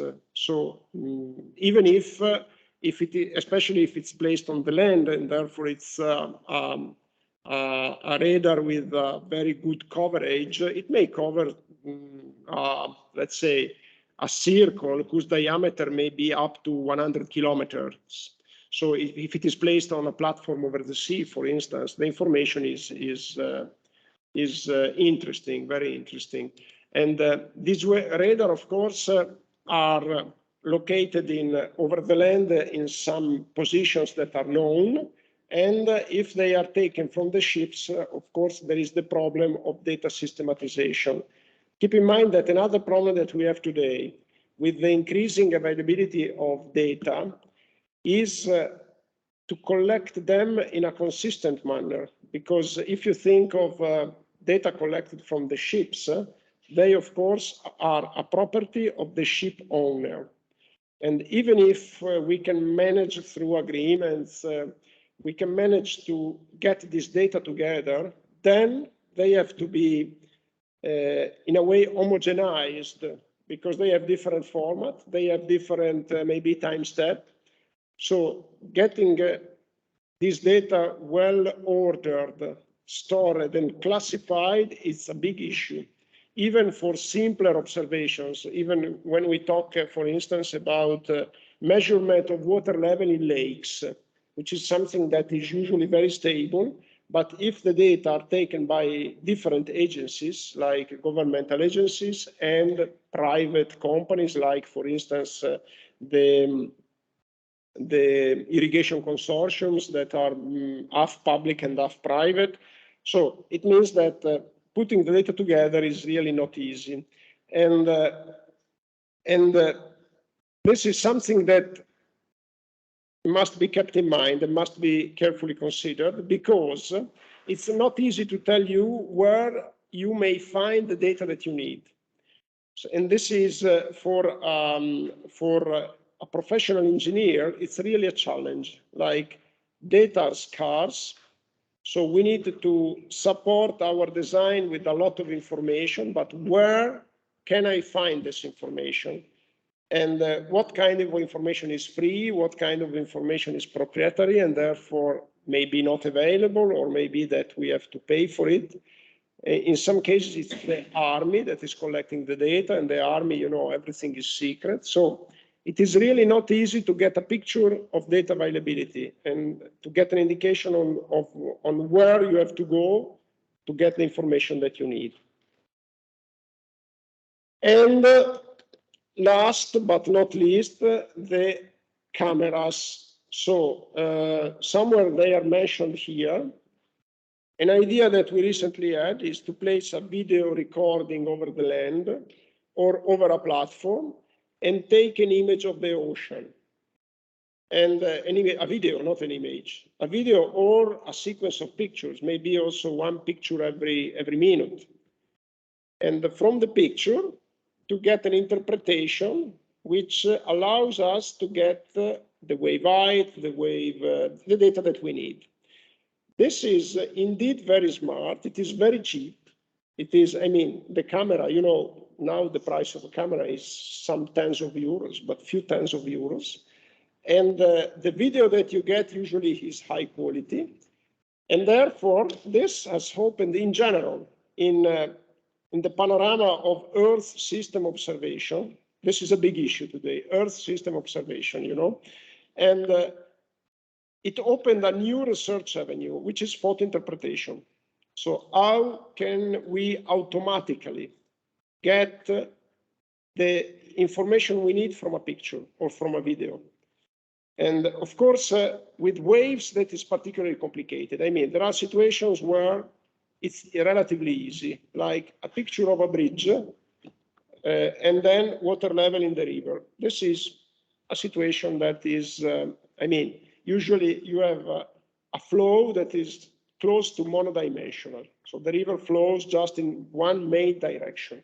And therefore the image gives you the water level. If you know the time of the picture, of course you need to know some information on the picture, like the time, and also you need a reference in the picture. So if there is a staff, for instance, perfect. You take a picture of the staff. This picture was taken at 9 o'clock in the morning, and you have an idea. And in other cases, also for waves, the photo interpretation is more challenging. So, for instance, I had colleagues working on the automatic extraction of the car plates from the pictures, because, you know, in order to get the fine to you, they need, they now can get automatically the fine delivered to you by the system. Okay, and there is the name always of a person, but in some cases, sorry, if the plate is visible, for sure, but you don't need a person reading the plate and reading the plate. It's automatically read. But if like a number or a letter is a bit out of focus or something is missing, it will be automatically displayed. Yeah, of course, yeah. But a person would not be. Would not do that. So yeah. Pros and cons. But this is something relatively new. So it's, I'm not sure. I think they started in Bologna like 5 years ago to do this automatically. Before than that, they had a manual reading, which means that you had some chances of surviving if you made something wrong. Because now it's almost impossible. If you pass, if you go in the traffic limited zone, ZTL. But also on the highway, yeah. In the highway, it's automatic. Yeah, I think. The only way that you can survive is if you pass two at the same time. Okay. Of course, it doesn't know who is Yeah. going faster than the limit. So you have to go. Yeah, I understand. I understand.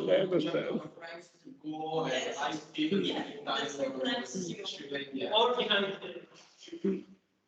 Interesting. how they are on this, they just put the cameras on the signals. You know, there are like portals. Yeah, And yeah. they just put it behind you, like that's impossible. Okay, Even I if see. you're passing from a lane to the other one, they will always catch you. This is interesting, yeah. That's not happening. Okay, and so basically there is a consistent research activity going on this. So how to understand wave direction from pictures, but actually this is really a promising avenue of research. And by the way, I have information on opportunities that are also given to students for delivering ideas for solving the problem. For instance, I give you an example that doesn't refer to coastal engineering, but maybe that, but it's very similar. Last year I had a colleague working at the European Center for Weather Forecasting, the ECMWF, which, by the way, now has an office also in Bologna. But this colleague said that they were collecting pictures from people. This is called crowdsourcing of information, of water information. They were getting pictures of rivers from people, and these pictures were referred to river level. They had the capacity to implement the software, but they needed ideas on how to convert, so suggestions, how to convert the water level, the visual water level in an actual measurement. So you have to find a reference, like if there is a person there, by comparing how much the person is tall, so the height of the person with the level of the water, you get the information. And they said, we have the capacity, in terms of IT, information technology, if we have people that can implement the ideas, but we need experts, or in a way, people that have ideas to tell them what are the references, what is a river, because these people basically working on IT, they don't have any idea on the process they are dealing with. And therefore they asked for students, they had a call. And I sent a couple of students I suggested to a couple of students to try to submit a proposal to this call. They did.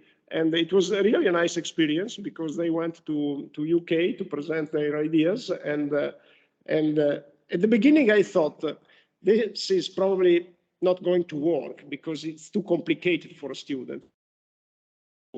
And also they got a lot of prizes for the ideas because, it looks like it's complicated, but actually it's not much complicated, but you need to know the process. With waves, for instance, it's even more complicated. You have to have a little bit of experience on what the data is used for instance, what is the uncertainty that you can tolerate. But for the student, it was quite easy. And they, of course, were offered a free travel to UK for 1 week, and they were really excited from this experience because they went twice, 2 weeks in total. Okay. I just want to see if, let me see, satellite mission dedicated to wave monitoring here. Let's see if the link works. It's EUMETSAT.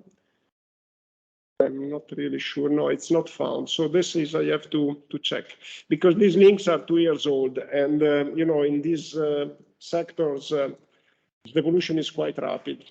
Ocean surface topography is a Wikipedia link. So from which I took the picture. Visualization taken by satellites. Let's see if this works. This is a visualization. Science Graphic is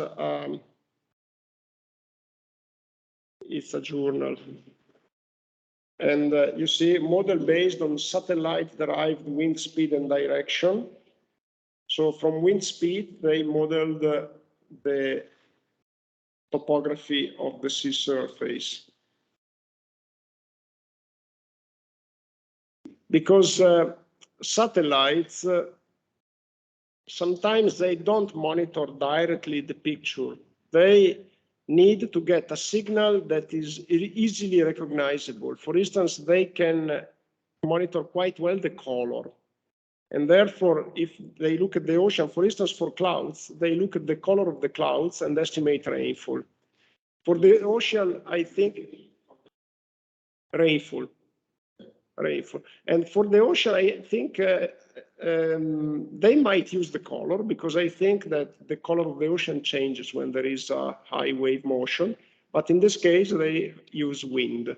And so they get an estimate. Maybe also wind generates some small ripples that can be detected. Yeah, maybe they need, it's photo interpretation. So it's also for satellites, it's photo interpretation. They are very good in getting the land cover, for instance. This is easy because green rather than gray, rather than blue. It's with the land cover, they work really well. Okay, I think, just 1 second. Let's focus on Italy. Let me see these links, if they work, just to check. Here and here, let's see. I need to check these links because, this one is working. Wave money. Okay, this is Queensland government, and this one is working, but no, it's not found. Okay, I need to check this. Okay, this is working. So the first one, no, our waves are monitored. You see, this is a buoy, and calibration checks, online data, wave monitoring data here.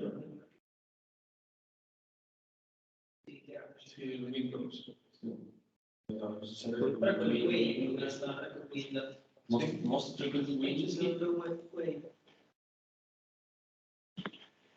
Trovo street, un conto è il colore, un conto è la grandezza. Più lungo e I colori danno le You see the direction, the height, and this is quite a good resolution. This is 2 days, so it's quite a good resolution. Also direction here, and the sea surface temperature. Interesting. Okay, anyway, I need to check the links because some of them are not working. Okay, so ISPRA. ISPRA is the agency for Earth system monitoring in Italy.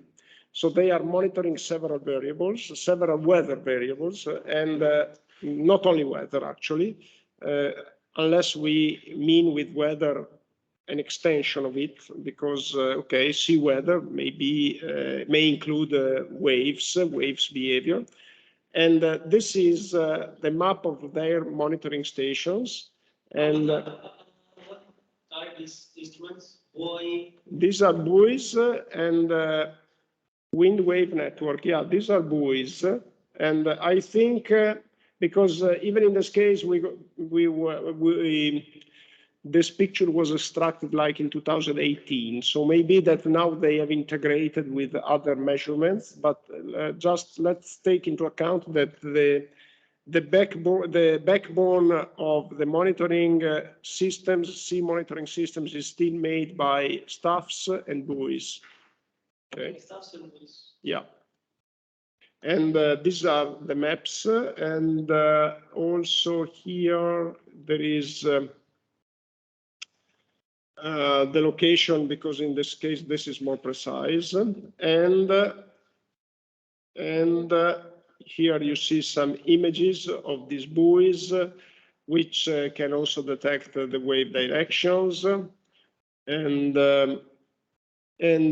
these are the wave parameters that are measured every 20 minutes. So date, of course, significant wave height, peak period, mean wave direction, peak mean total direction, and mean wind waves direction, water temperature.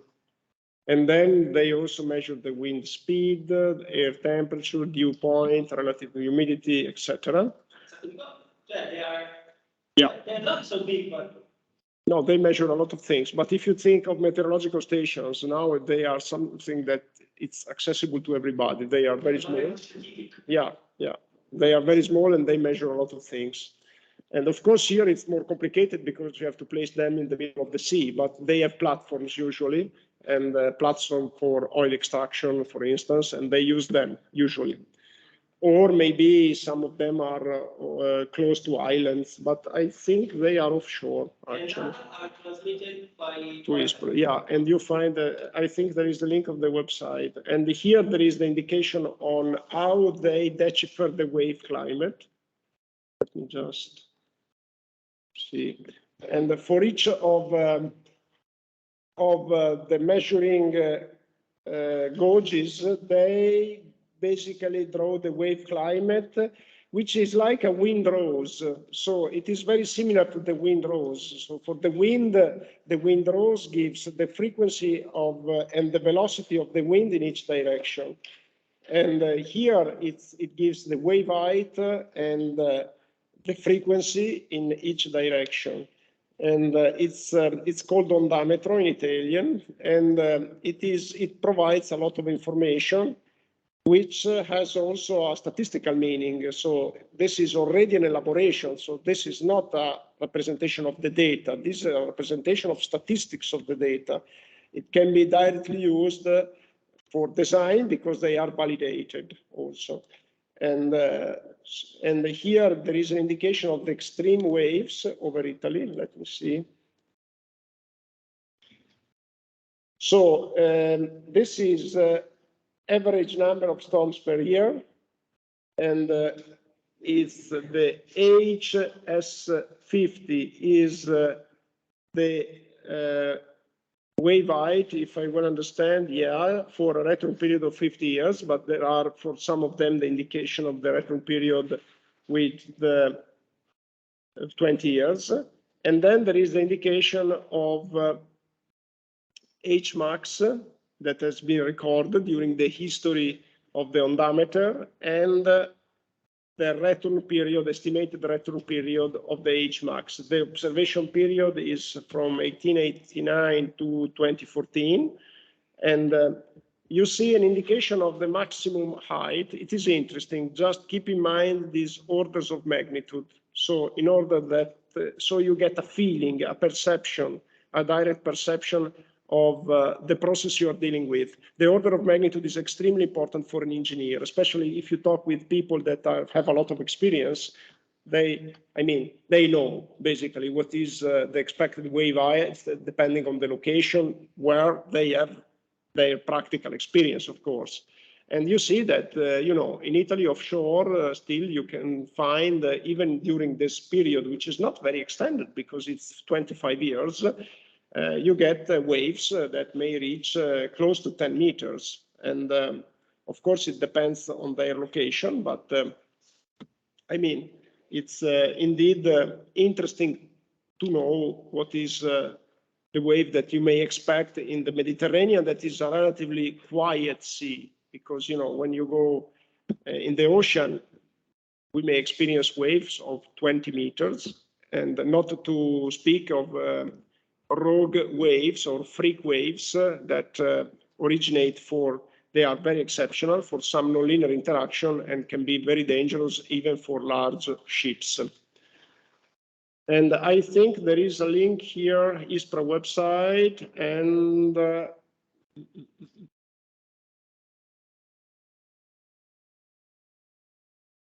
yeah, it's here. And tomorrow there is researchers, no, it's today, night 2022. Unfortunately, I can't go there. I think here you see data and indicators, and climate and weather. Let me see if there is something specifically for the sea here, sea. And so monitoring network of the Venice Lagoon, National Mareographic Network. Let's go here. So here you have real-time images. You see, this is a wave camera.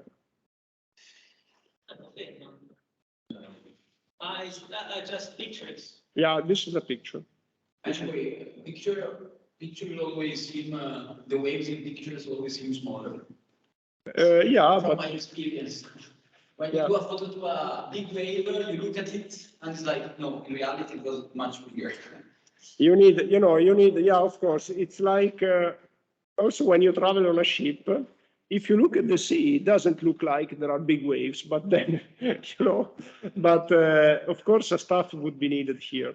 If they wanted to use it for taking measurements, of course, they need a staff. But here, for instance, where is this? It's Isola di Stromboli. It's Stromboli. This is a little bit rough. And here there is a YouTube video, which I don't think is direct. No, this is just an explanation.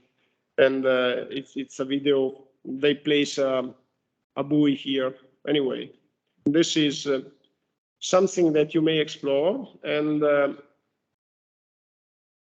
here there is an indication of a link for further details, and if you just need it. But for the purpose of this program, of this course, what you find written here without following the links is fine. So the website, plus of course the notes. Yes. And okay, one last thing. I would like to please ask you if you could just read this page, nature-based solution for coastal protection. I will remove saltwater intrusion. If you can have a read at this picture, it's really, I mean, it's short and well understandable, and but it is an information that may be useful to you. Just to get a first, sorry? The name of the I will leave it.